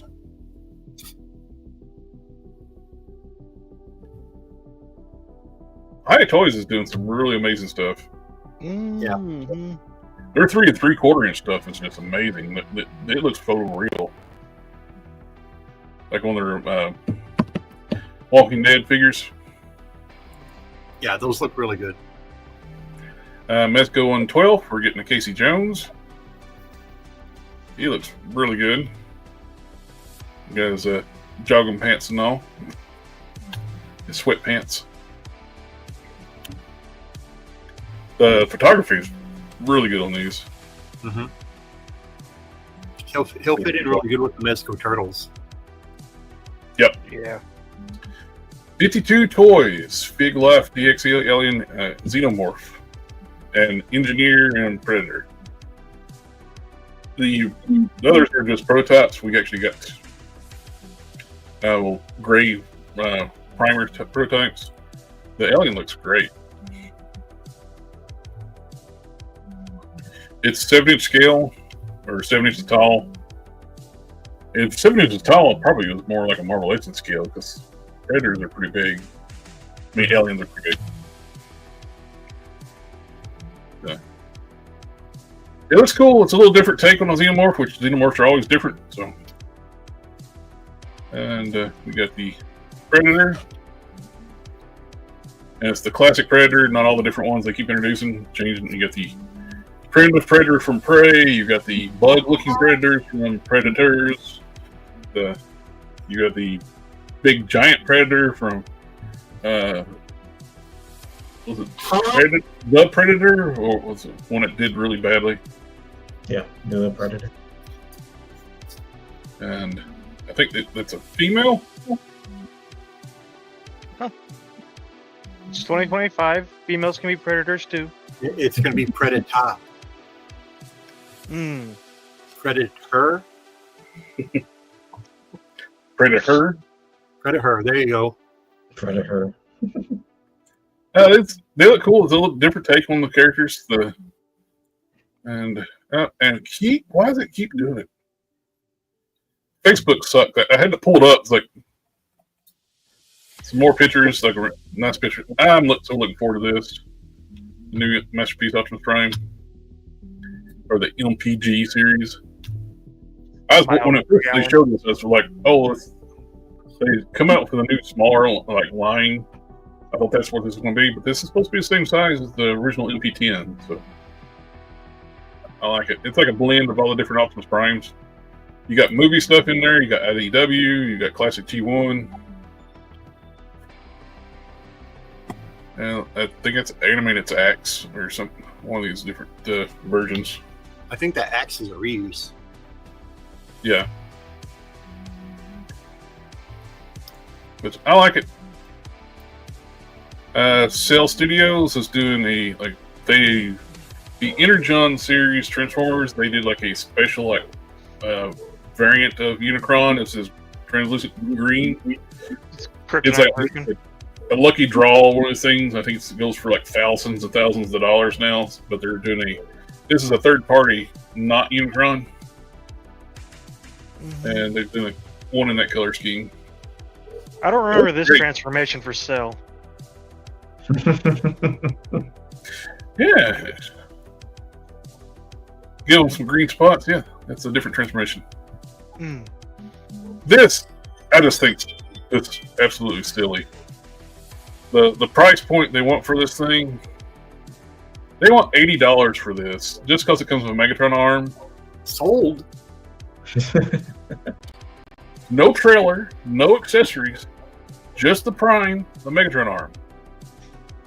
That's insane. You can buy the actual, there's a fourth party of this. They actually retooled the Studio Series Prime and made it better. Comes with replaceable arms, trailer, everything for $60. It's a better I don't know about you, but that's a deal. Yep. I got it right here. I'd buy that for $1. See, there you go. You agree with me? This You're thing's not a awesome. Transformers fan, Jared. Just not a Transformers fan. I guess not. But yeah, I'm going to pass on that thing. I didn't know we were going to have some hate speech from Jared about Transformers. Ooh, This is the regular KO of the Studio Series, and I put the Megatron arm that comes with the other one on it, so I already got it. I'm done, and I didn't have to pay $80 for it. this isn't an exclusive, though, right? And it's a Pulse exclusive, I believe. There we go. And I knew there had to be a catch. The Think Dragon movie. Other than that, we got some more import stuff. These look very articulated. If you're looking at like base body female figures, muscular. Mm-hmm. I think JB where- likes mine, doesn't he? He does, but he's not here right now. Yeah. This is super tempting. The Immortal King. Ooh, I like that a lot. very nice. Grey Knight.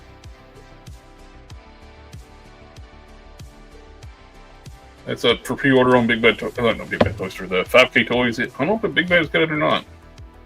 Now, this is what JB likes, the snail shell figures. Well, I mean, who doesn't? Got bare feet and all. There you go. The feet's usually extra options on these figures, so you can get your bare for people with the foot fetish. Yep.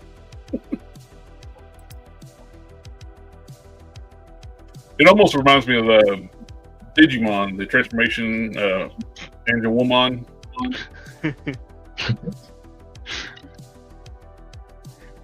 That's basically all I got.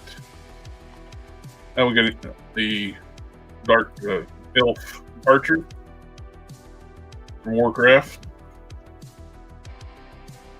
And this has been popping up in a lot of people's feeds, like that. This bug metamorphosis looks cool. Red Hot Chili Peppers plus scar tissue.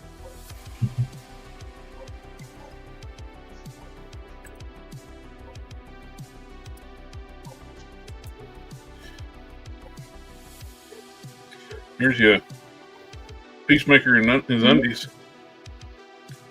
No, not Tidy Whities. It's like canon.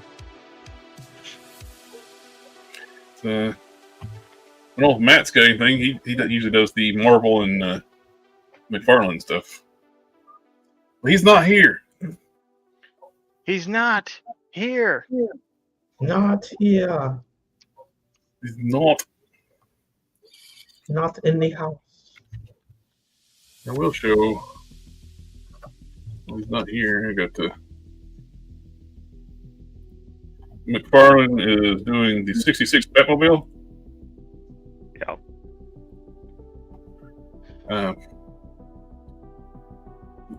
What do you see wrong with this picture?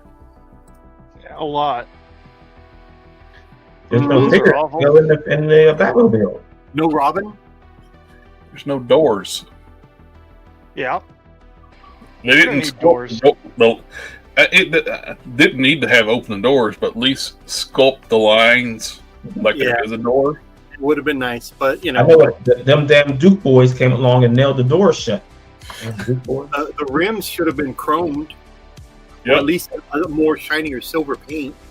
Well, plus they're like 20s, like 20-inch rims, and not like 15-inch rims like on the original Batmobile. Mm-hmm. Yep. But hey, it'll sell. Oh, and at least the figures. They showed some pictures of Adam West Batman sitting in it, and his head's not sticking above the windshield, so it's 2-seater, so it will fit figures. Is it the McFarlane figures though? Yeah, it's the Well, theoretically it will, but it won't. It'll fit like Marvel Legends pretty well. Now So this you, is you made a exclusive. McFarlane made a Batmobile where the figures from McFarlane don't fit in the vehicle. I think technically they'll fit in there if you got enough lube and are willing to push hard enough. Robin, get the room. That's not an exclusive, right? I don't think so. I don't think that one's I exclusive. could be getting solicitations in for it soon. Opening doors are sold separately. That's for the Platinum That's for Chase the- variant. That's for the McFarlane Toy Store exclusive. Yep, you get opening doors there. Does it come with a bottle of Bat Lube so you can? If it's bought on McFarlane's store, yes, it should probably come with one. Shipping's going to be a pain in the ass. There you go. There's a figure sitting in the. that is not a McFarlane figure, is it? It's good. It's got the weird cups on the shoulders and the bicep swivel. So it's That's that 66 Batman that came out. yeah, it's just Hopefully 7 we'll inch. get Robin to go with it, but you know, who knows? They probably took the legs off of it, and that's why it's fitting in there. Yeah. It could be. Or they hollowed out the whole front of the car where the legs would go forward. Mm-hmm. I bet it weighs about a pound too. The other McFarlane stuff, I think we talked about it a little bit already, but we got a announcement for Brandon Routh Superman, Christopher Reeve Superman, and Henry Cavill Superman. I feel like we've already had these two pretty substantially now. Hopefully, if we're getting releases, they get better.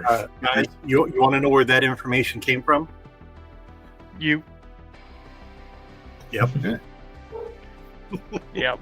You got a leak Because store. I went through my distributor a couple days ago, and all these figures are coming out like around first quarter-ish of next year, or second quarter actually, of next year. So all these, and I was just like, I'm hot on all those. So I told them during the live stream today about that, and he goes, well, I'll post it, but he goes, I just won't post your name, that way you don't get in trouble. I go, hey, my reps didn't say I couldn't talk about it. I just can't show pictures. Yes. So, but anyways, guys, I'm sorry to cut you guys off real quick, but I gotta go. I gotta get ready to lock up the store. But Bye, Quinn. it was nice talking to you guys. Sorry I had to take care of some customers. It seems like I always get busy last minute, but I'd rather be busy. Never just good luck. You get customers when you start doing the show. Right? Yep. You should be doing a 24-hour stream here. That way I can just be busy all day long. Yeah. But anyways, Yeah. gentlemen, I have a package coming your way. So look out for a package Next coming time. through. See, Glenn? I'm excited about the Brandon Routh one. I'm wondering if we'll get a Chase version with the Kingdom Come one from the CW show. Oh, I'd love that one. That was Because, such a I better mean- costume. He's finally doing a CW version of a character. As far as I know, he hasn't. He did a. I think he did a Flash. He did a Flash, didn't he? I don't think he's done the Green Arrow version from this. He did do Green Arrow. It was one of his earlier figures. Was it? Yes, it was one of his earlier ones when he was starting out. It was like his second year, I think, is when he made the Green Arrow. We are getting a Robin from Teen Titans issue 41 to go with Slade. And then these are the ones that have already been announced: Starman, Shazam, Ice, Freeze. I don't think that's. The Orange Green Lantern. Yeah, I know who it is, but that's Oh. Larfleeze. Not, Oh, not Larfleeze. I wasn't looking. Who the hell is Larfleeze? That's the Freeze variant of Larfleeze. Mr. Freeze amalgamation. Excited about the Gangbuster. I won't buy it, but I will enjoy looking at it if it's Hey. the right version. Since you're a Superman fan, at one point in time, Superman had PTSD. He was going out at night, was dressed up as Gangbuster and fighting crime. Yeah. But Gangbuster was also helping during when Superman was dead in Funeral for a Friend. He was one of the people trying to make things better. He wasn't making things better, but he was trying. It was one of the times where he's killed off Zod and the other Kryptonians from the Fence Zone. He felt guilt, and his subconscious, he started dressing up as Gangbuster. So I may end up getting Gangbuster, but I'm not sure. Batman, Hush 2, Damian Batman Bethlehem, 90s Batman, White Lantern Batman, Injustice Gang Batman. I don't know. That's a comic storyline, but I couldn't find anything about Batman in it. And then Mongol versus Kryptonian suit Superman. Doesn't say. I wonder what they mean by the Kryptonian suit Superman. Is he going to be in the mecha, or is he going to be in a black suit? So I had two thoughts. Either because like his New 52 suit is called the Kryptonian suit. That's like his armored up New 52 variant. Yeah. But also later on when Superman's missing and Shazam takes over as Superman, he's got like the face visor and stuff. That's also like the Kryptonian suit Superman, but it's Shazam under the. Well, the black suit is also too is a Kryptonian regeneration suit. Yeah. Well, Mongol versus Kryptonian suit. That would work for. The Return of Superman. Yeah. So that would be cool. That'd be cool if he has the Yeah. blasters and stuff. If it is the black suit. That would be neat. That would be good because he hasn't done an actual recovery suit Superman. He did that Superman and Lois version, but he hasn't done a Return of Superman variant. Yeah. We do have a Empire Strikes Back Han Solo Hot Toys. Looks very good. Unfortunately, won't be buying it because I've kind of sworn off on Star Wars, but it looks fantastic.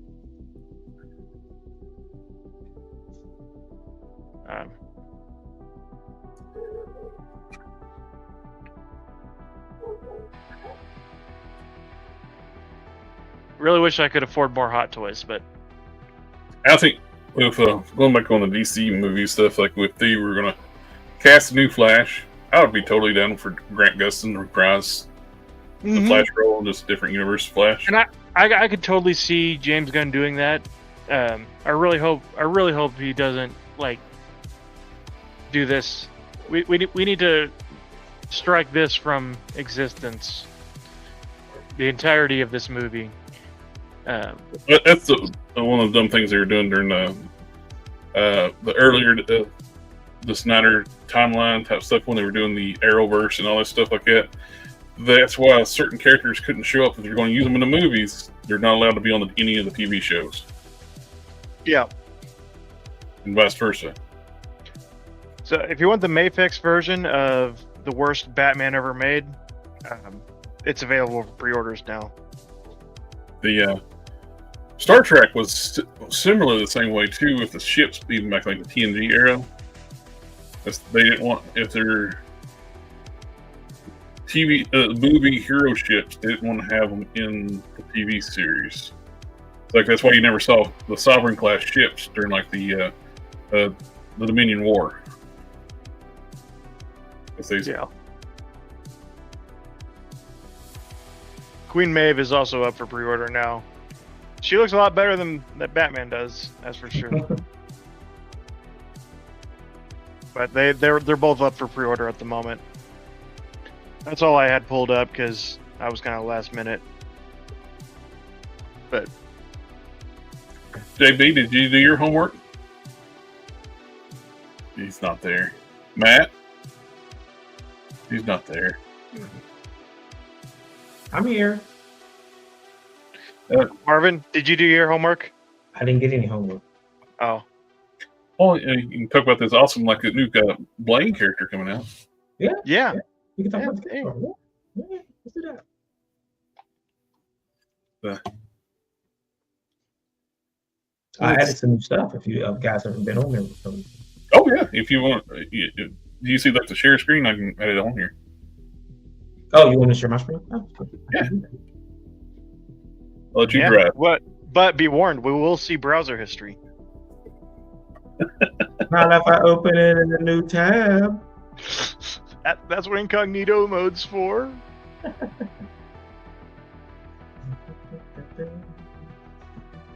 I like the fact that Google admitted that we know they incognito don't work for them. They know exactly. No. Time for an Edge session. Oh, I shouldn't be in there. Whoop, whoop. That's behind the scenes stuff. You want to see that? Oh. Oh, I got a backer. Look at that. Nice. Uh, Getting close to the 10K mark. $35 away from 10,000, which would be my highest gross on a Kickstarter, but it's not the end of the line. So we got 4 days left. On Wednesday afternoon. I don't remember what time. But we did unlock some more stuff. Oh, nice. So we got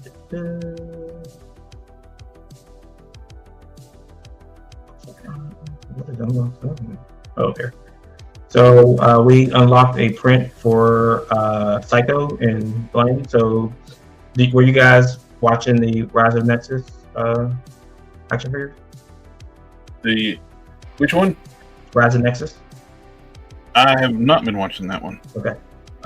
It ended a couple of days ago, but it didn't fund.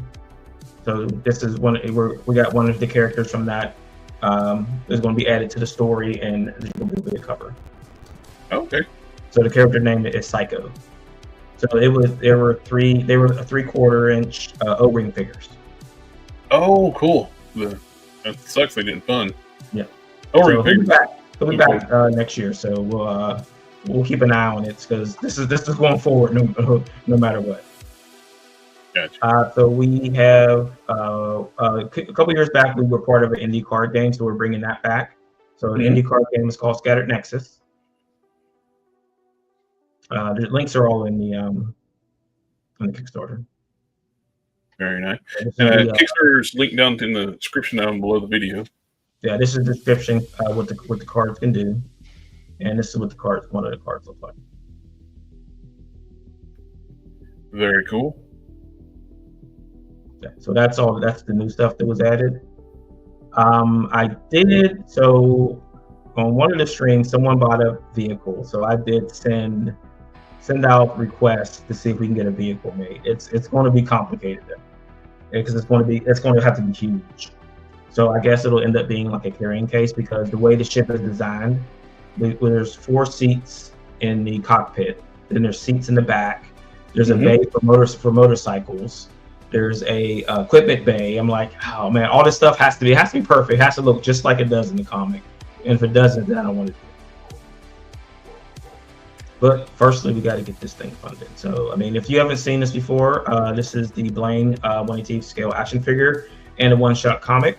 The comic is called Blaine High Stakes, where the character Blaine from The Edge is going to Vegas to pull out an asset who's running his mouth trying to sell information to the highest bidder so he can get more money to gamble.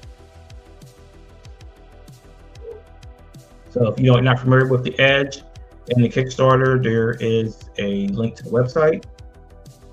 There's a trailer. There's a preview. And then if you want to know more about Blaine, the link is here to take you to the website and you can learn more about Blaine.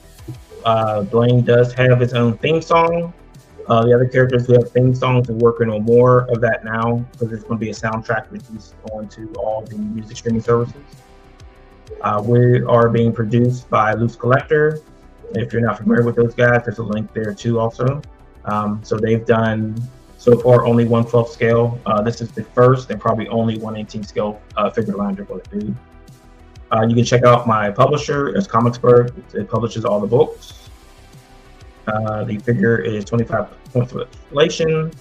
There's a flyer in here with a QR code, and it tells you, so you can, for $40, you get the action figure, get the comic, trading card, and some prints. It's a huge deal. You get a great deal if you get with all that for the $40 wrestling.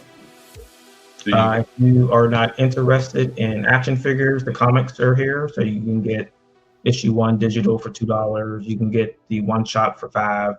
We have deals on Wham stands. If you don't know what those are, they are magnetic stands with logos. You can have any logo you want on it, or you can get some of the ones that have already been made for us. Issue 1 of The Edge, $7. You can get coffee because, you know, everyone runs on coffee nowadays. This is a new blend, spiced rum, and that's done by Comics on Coffee. I mean, if you want to check out them, there's a link there. You can get either the Volume 1 or Volume 2 in digital form for $10. You get the physical copy of High Stakes for $15. And this is an evolving story. So you see that we already, in the last couple of weeks, added a new character to the story. So I'm back writing the story now to add that character in. Nice. There is a crossover cover with our friends from Spinetix. This is the Wham stand. So if you're a comic book collector or you do whatnot or things like that, you can put the book on the stands and then swap out the Whamblem to be the logo for that book. You can get the Volume 2 or Volume 1 in physical format for $20, or you can get both for $35. You can get the Edge issue 1 through 12. 12 is our current issue that comes out next Wednesday. $24 for that. The armor builders are $30 a piece. You get 4 heads with those, or you can get a set of 4 for $80. So there's a male and female armor builder. You can get Volume 1 and 2 for $35, so you get a $5 discount. And then there's a retailer tier for the comic. You can get the issue 1 through 12 set for $55, so that's a discount on that. There's the male army builder and the female army builder. For retailers, you can get the action figure, which includes the comic and the cards and all the items for $125. And that's about it. Very awesome. So like I said, that we're still looking for that support. Nice. I get my fingers crossed it's gonna back. Me too. I mean, if it doesn't, then reevaluation on what we should and should do. Maybe I can try lowering the goal. It looks like that 10,000 is probably right around where we do, but hopefully we come back strong next year. I am going to try to get to Toylanta, so I mean that'll help pump up the numbers. Hopefully, get it in front of live toy collectors and things like that. I mean, you guys have been great, and it's been great talking to everyone because the switching from the comic YouTube to the toy YouTubes has been a fun thing. So I got to meet a whole bunch of really cool people, and hopefully, if it doesn't fun, I'll come back to you guys and say, hey, let's run it back. You're always welcome here. It's like other stuff we can add. Toys, comics, geek chats, the whole 9 yards, gaming, and all that stuff here. So, well, I do all that. Yeah. I'm kind of you fit perfectly with this. So. for some unknown reason, I just like bought a whole bunch of. I got a whole bunch of stuff from Humble Bundle, and then I did a bunch of stuff during the Steam sale. And I'm not touching those games. I've been stuck playing Destiny 2 for like the last 4 months. It's during the October run right now. I play this game called City Heroes, and I convinced Shelby to. Yeah, I saw that the people were playing it on. I'm like, that game is still active. I thought they killed that thing off a while ago. What's cool about it is the corporation that bought the original studio. They kept it running for a while, but they wanted to use the servers for a new game coming out, so they killed City Heroes. Yeah. Behind the scenes, the developers of City Heroes kept it going in secret on a secret server. Oh. And you had to like sign. They started like sharing with people that you had to sign an NDA. Don't tell nobody you were doing this. Mm-hmm. And they were still playing the game and making updates to it. Then somebody got their butt hurt and told the world that what they're doing. So they opened it up for free for everybody, and the people that own City Heroes, they don't care. They're not. They're not making money off of it. They don't care. Yeah. They take donations once a month for server maintenance and updates and stuff like that, but it's not for profit. It's just a general maintenance on the server. Yeah, I mean, I want to jump back into that. I haven't played that in years. I did try I saw DC Universe Online for a little while. I was surprised that was still active. Yeah. And then there was the one Marvel one that they killed off. But it was funny that it was it Freedom Force was that first one that I played. Oh, I think I remember that one. Yeah, that was the one where you could like create your own character. Like if you knew someone who could do like 3D models, you could add any character. Because I had Blaine and I can't find the computer I had it on died, and I couldn't get it off the hard drive. But yeah, so you could they had Green Lantern and all these other characters in it. Marvel got pissed about it because they had a whole website where you could download characters. Yeah. DC used to sue City Heroes all the time because everybody kept making copies of their characters. Right. So that Marvel was the one that killed off Freedom Force because they were creating their own. It was Ultimate Alliance was coming, and they didn't want to have a competitor, so they were the ones that killed off City of Heroes. I mean, not City of Heroes, Freedom Force. Then that came out, and then for some unknown reason, they released the third game only on Nintendo. And then they had the online version of that died very quickly. It didn't last long. See, I got back into it around 2020, about the time I started, like a little bit before. I guess I started doing my YouTube. I got back into doing City Heroes. Yeah. I started around 2020. Played it heavily because everybody had to work remotely at home, and so I got back into customizing. I got into like playing City Heroes, and yeah, that it's I think to me Destiny it's better than it was back.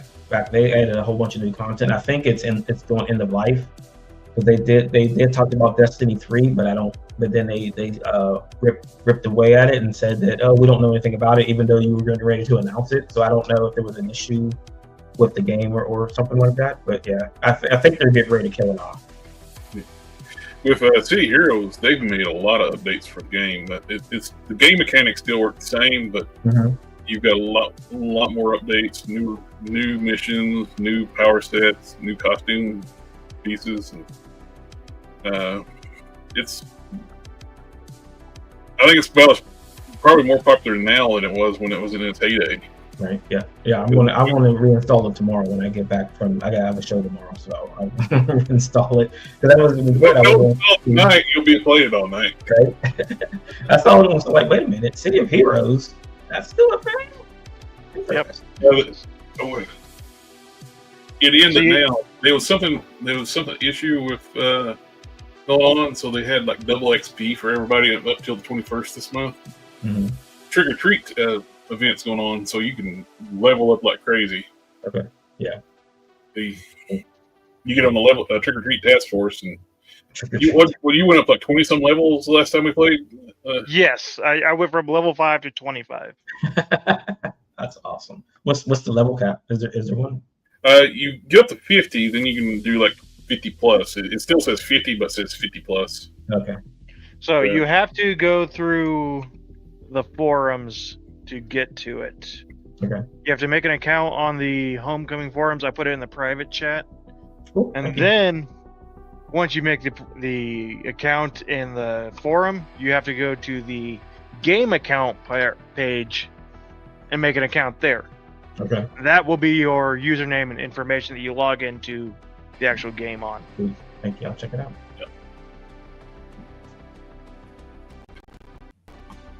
Oh, I've heard nothing but good things about the CT knockoff of Spider-Man. That one right there? Mm-hmm. Or that one right there? Both of those. The knockoff Mafex. Or that one right there?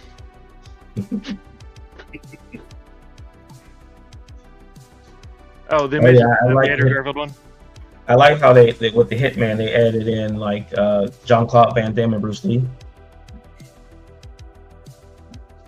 Oh, I thought it was hilarious. Somebody took Yeah. like a cut of one of Bloodsport where like the agents are trying to catch Jean-Claude Van Damme Mhm. and Forrest Whitaker and the other guy. They put it like a Mentos commercial, like music. Right? That's at the end. He goes, it totally is a Mentos commercial. Yeah, I mean that a Hitman. That's another like one. That and No Man's Sky. I'm still impressed that they kept that game going as long as they have. Oh, It's No still Man's adding- Sky is fantastic. Yeah, you just keep adding new stuff. I'm like this game is nothing like it was when it first was released. Nothing. It's like an entire it's like 50 different games now. I was very impressed with the Gamerverse Cap. I'm also disappointed in the fact. I'm glad it is, but I'm also disappointed it is at the same time. All its details are sculpted, like the star and the stripes and stuff. Because I love the build of the torso. It's got that nice V shape. There's so many Marvel Legends that got that straight down at the torso, and he's a good size figure, and he's got the nice V shape. If it didn't have all that, well, where's he Purvis? The stripes on the abs would be the more difficult to smooth out, but be a great Superman. Cool. Or Super Soldier, as some people would say. Yeah, the one game I'll recommend to everyone that I don't know if everyone's played it on either on PC or Xbox is State of Decay. State of Decay, I don't know that one. So so there's 1 and 2. So it's a zombie game where you have to gather resources. You have to have a base, and then you have to have different characters who have skill sets. So you need like a doctor, you need a mechanic, and it has permadeath. So there's a blood plague. So some of the zombies carry a plague, and if they like attack or bite on your characters, they get infected. And you have 1 hour to either get them on medication or cure them, or they turn. Ah, And we went out on one mission where, like, we went to raid a house, and what's called the Juggernaut came out, grabbed my doctor, and ripped her in half. oh, Hmm, Yeah. Dead. Not So the doctor. they've announced the 3rd game, and I believe that one is going to be one of the games that crossed over to PlayStation. Hmm. Yeah, State of Decay 1 and 2. They're both on Steam. I have the Microsoft version, and I wish I didn't because it's real buggy. Not the game, but to launch it, like I have nothing but problems with it. I don't have any Amazing Yamaguchi figures. Amazing Yamaguchi and Perfect don't go in the same sentence together. Well, to say that, there is this one. Yeah, Pretty good. it's pretty good, except I hate the shoulders. Or like the biceps. I think it's standard on Yamaguchi figures. Though, Yeah. so- And that's the problem. I didn't And I bring this also- up. I thought Matt would talk about it, but he's gone. He's gone. And I don't like the overly textured look for the Venom symbiote. It's just not the way it should be, in my opinion. The McFarlane Fallout figures. Which, what's hilarious, somebody showed a picture of the him with his full legs. I noticed they're hiding it here. It's a reused DC buck with shortened legs. So it looks comical because his arms are hanging down to almost to his knees.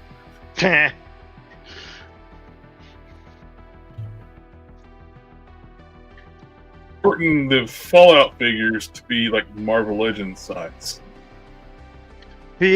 So, but I thought Marvel Legends size didn't sell very well, or like he didn't want to do that. I don't know. It's weird. When this figure's standing next to another DC figure, it's comical. It's like hell.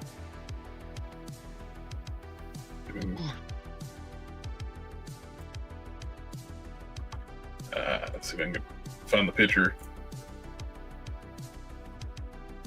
It's like Agent Smith. I was thinking Cecil, that would be a good Cecil base, but if he's stubby legs, it's not going to work out very well. Sea salt! I need sea salt! Come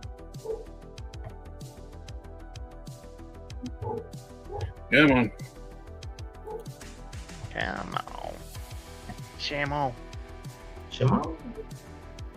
I'll be honest, my go-to right now is Helldivers 2. Yeah. Absolutely. I mean, There that's you go. another one that keeps building and building and building on its own. Mm-hmm. Here you go. Same upper body. Shortened legs. Did it drop an anvil on his head? Don't know. That looks like the tall man from Phantasm. But now that's how I'm going to see the Alfred as. Oh, man. Golly. What?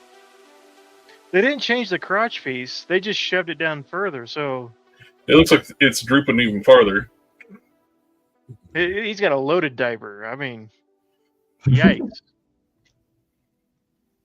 With the coattails coming down so far now, too, makes it even look more ridiculous.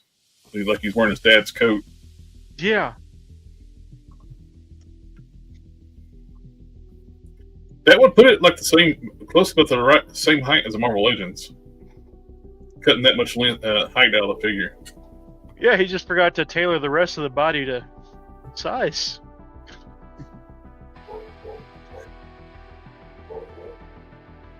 Pretty much.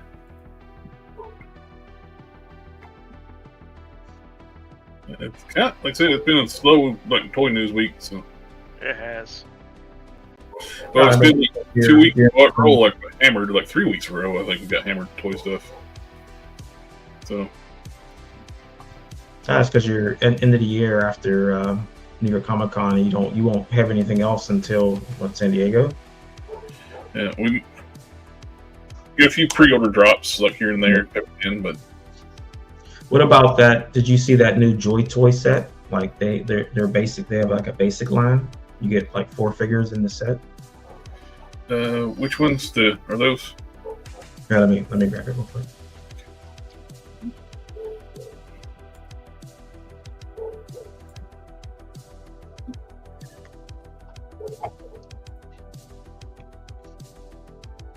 What was it called?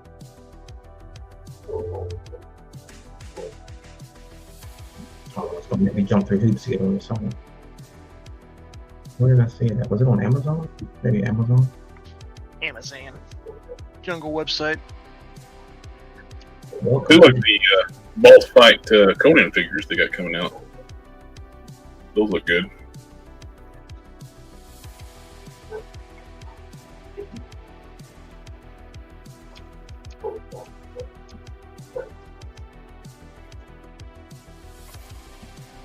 Dang it! You never find anything when you really want it. I mean, it's like anytime you're on the spot, it's hard to get anything to work right. Right? you gotta do prep work like Batman. Neener. No, why are you looking for that? I can show my current progress. I got making progress on my newest Prime custom. Got all the upper body prepped. I got to do on the next stream. I'm going to do prep the knees and the thighs. After that, I'll be ready to start sculpting the armor on the chest. Then paint. King Collector has a point. What happened to those RoboCop figures? Did they actually release? Yeah, the villains. Yeah. They just kind of disappeared. I don't know if they Kickstarter as well or a crowdfund. Yeah, I don't understand why NECA didn't do any of the villains, like especially like Clarence Boddicker. At least I was interested in getting the Clarence Boddicker out of that set. Does he have a spit out blood action? That needs to happen though. They were doing a statue of the one that gets like hit in the acid. Help me. Oh, that'd be great with an exploding action. Do like the SUX 9000 hit it in the. All right, I found it. I dropped it into the private chat. So it looks like it's like I think they're like maybe $20-$25 a piece. The whole set is $100 for all four figures. They have a lot of accessories for that price though. Oh, it's called Stellar Scar. Oh yeah. Oh yeah, these are cool.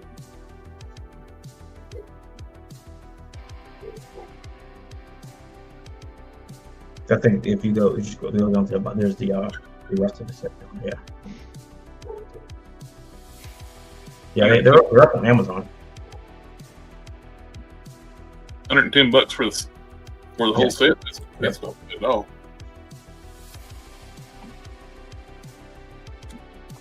And I think they come on that same like kind of like when they did the Bounty Hunter figure. I think it comes on like a pack like that. So you get all the figures. Nice. Like that. I mean, that doesn't have the everybody needs to go back Blaine. Right? Buy this set here, and you can do like this really cool like ACVA shots of Blaine fighting these guys. There you go. Yes. Yeah, I was looking at like, holy crap, this comes with a lot of stuff. That's a lot of accessories. Very cool. It's plus the smaller stuff's great for like you have space issues. Mm-hmm. These things are just absolutely phenomenally done. They're gorgeous pieces, and it's like the high-end toy stuff. If you look at them, you would think they're like a larger figure because so much detail they're in them. Right. Yeah, I found the paint apps on their figures way better than what Boss Fight's doing. I was kind of looking at the Phantom figure, like the paint on that it doesn't look good at all. Okay. I picked up their Red Sonja. I haven't opened her up yet, but looks like the body's kind of plain. There's no paint on her.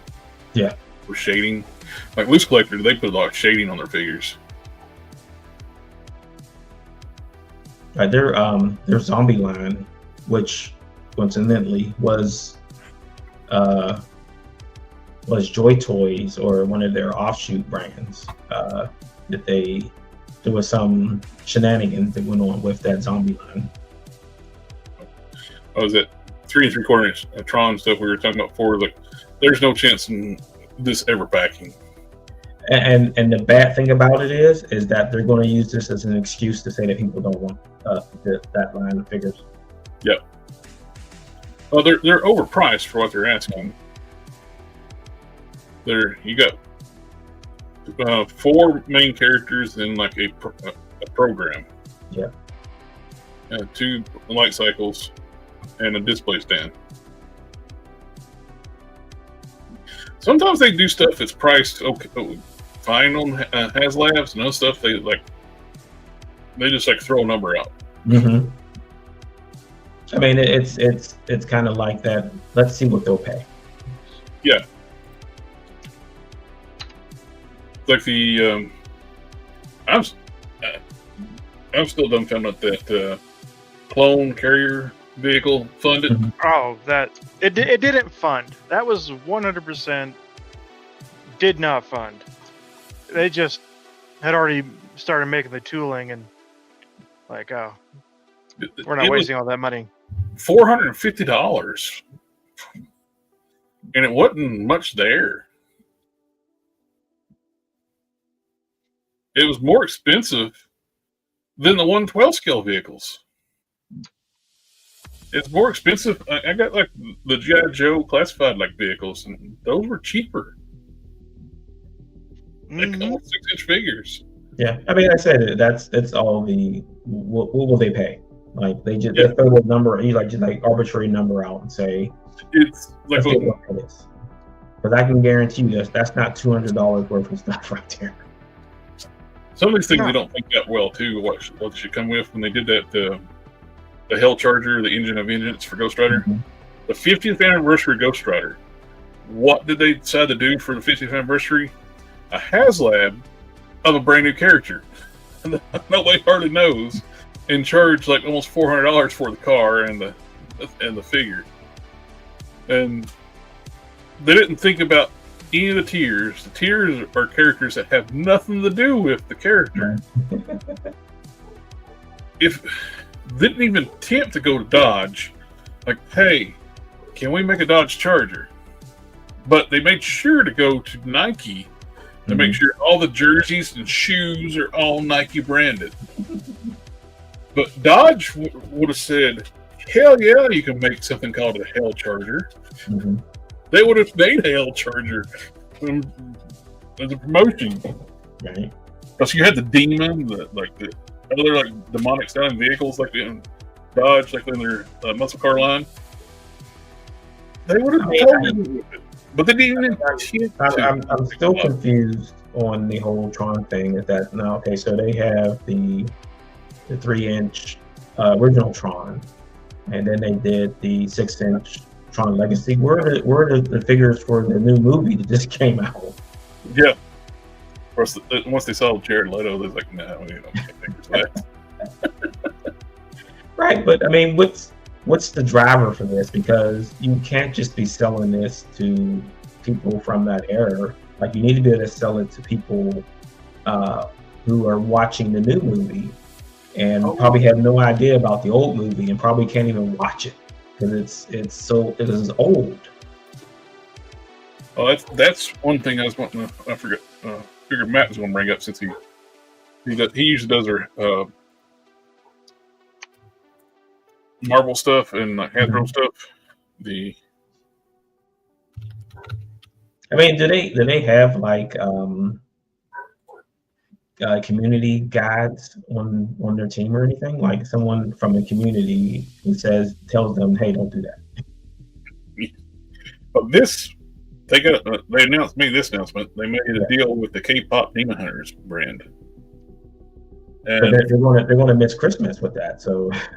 Definitely gonna miss Christmas with this because this is just announced. You know, there's nothing in development yet. But I don't know if they're gonna do figures or not because it's something that we've been seeing a lot here lately. Mattel and Hasbro actually went together on getting the master license. They're splitting the master license between Hasbro and Mattel. From the sounds, I saw like a Clownfish TV were talking about this, and they said I think Hasbro's going more doing like gaming stuff. Mhm. Yeah, there'll be a Magic the Gathering set. Magic the Gathering and all that stuff like that, and like Mattel's probably gonna do like the 12-inch like Barbie doll stuff. Life So is they plastic. may not be like 3 3/4 inch or 6-inch figures of these things from Hasbro. Well, I mean that this Tron thing is going to kill that 3 line, so I don't Yeah. think you're going to see anything from that. Or these went up for pre-order, I think, this week too. I got them ordered. Which the Medusa is nice, but I wish they could do like bendy wire for her hair.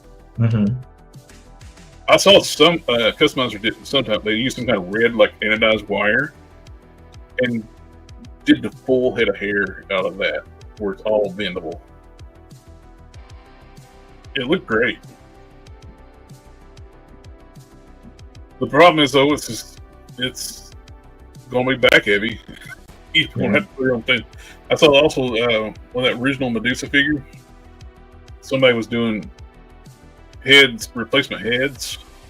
It's like a figure stand that would like lift the figure off the ground and have like the tendrils of the hair coming out. Okay. Basically walking on her hair. It's the nice body. It's the new Jean Grey body. You got the butterfly joints, diaphragm, upside down nab crunch. Which it's crazy. It took them forever to do double joint arms and bicep swivels for female figures. They kept trying to say it's like, oh, it'd be too ugly, and like, well, DC was doing it with the DC icons and smaller figures. Jim versus Cold Slither. I wish I had access to these arms for my Prime custom, because they would take off. I don't have to do no prep work. Mhm. Their skin tone on the arms for the version of Prime I'm doing. We used talking about like for years and years. I used to wish they would do something with the Ultraverse in the comics. Right. Some kind of looks like this. I don't even know they own them now. I mean, as soon as they were to put those characters in anything, they gotta write a check. So they don't want to write nobody no checks. Yeah. I mean, it's interesting the way they did that set. Why wouldn't you have Black Bolt with Medusa? Yeah. Well, maybe because they thought nobody would buy the other two if they didn't. Right.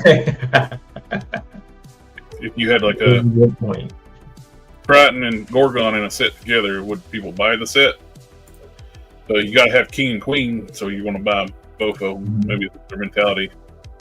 I do like they got separate wings for you can have them out and hold it down. And yes, give us 2 heads for Black Bolt. Mm-hmm. One he's screaming, one he's got his mouth closed. When you have a Sonic Scream figure, or whatever, any type of character that uses vocal for the power, Mm-hmm. give us at least one head with their mouth open, like when they did Siren. Yeah. What makes it more frustrating with Siren, they were going to do a screaming head as an alternate head, but whoever was in charge at the time of that wave decided, let's give Wolverine an alternate head. So that took the budget from Siren figure to give Wolverine an alternate head. Like, we don't have oodles of Wolverine heads. Yeah, right. So Siren Always didn't smart. get her head to that head sculpt she needed. I can't remember. Does the Banshee have 2 heads? Banshee comes with 2 heads. Okay. You got the screaming head and like the neutral face.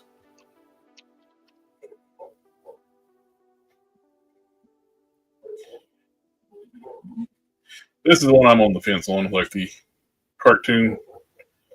I got so many Seekers. Do I need to redo them again? Go start over. He's not that much taller than the other ones, but it is much more cartoon accurate. 100%. It's a great looking figure, but I'm getting to the point where I'm tired of rebuying the same character over and over. We're going to do a slight upgrade to this one. Mhm. We're going to do another upgrade to this character. But,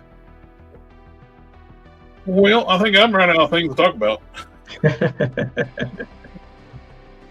Marlon, great to have you on again. Thank We'll you. never go to the show.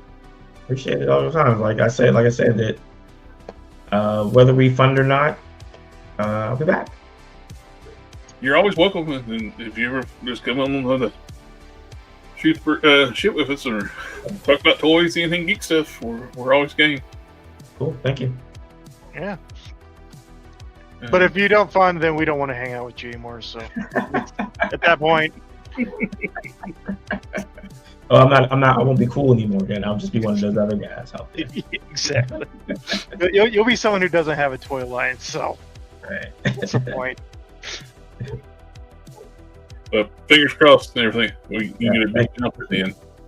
I mean, hopefully we'll be at 10 grand when I wake up in the morning. What stinks were if it was done at at a certain period before Big Bad stopped doing Kickstarter stuff. Yeah. Probably would have had some pre-orders through there. Right, well, I mean, we've got another party involved now, so now we've got 3 other toy stores that cool. are putting their 2 cents in. So hopefully that'll help kick it over. Like Big Bad would have been a big get, but I mean they've got a lot of stuff going on with their stuff they can't get out. So Yeah. and they just announced the new figures yesterday. Oh, that's right. The skeleton figures. Yeah. Well, no, they announced 3 more figures in the MonsterVerse line. Yeah, they're. Well, let's pull those up for. I was interested in that Red Riding Hood figure, and it disappeared. I don't know what happened to it. Yeah, you said that. I forgot all about those. Mm-hmm. Yeah. Right.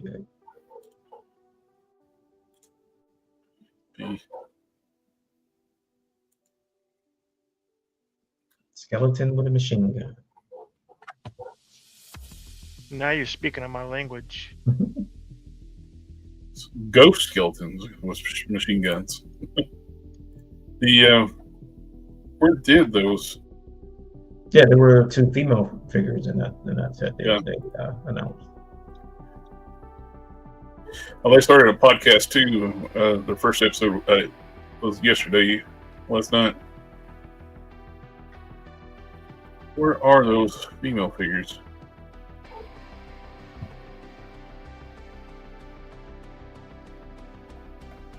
Well, Spirit. There's one of the warrior nuns. Nuns with swords? Does that make them nunjas? Nunjas. The Red Riding Hood is one I'm wanting to find. It's a really Yeah, it looks really good. I'm always interested in characters with costumes. Oh, they're doing Barry.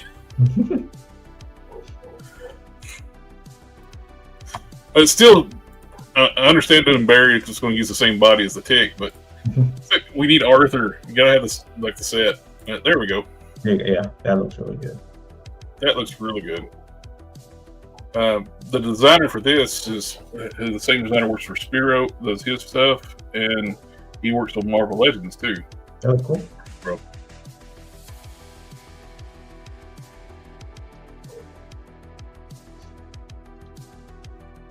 They look great. Yeah, somebody had posted on Facebook in one of their announcements. It's like now the 2 to 4 year wait. Wow. Yeah, it's been like, like they're not the only boss fight. The same thing with those 1/12 blank figures that they announced like 4 years ago. But now I saw that they're doing a lot of their stuff. They're doing in 1/18 scale now too.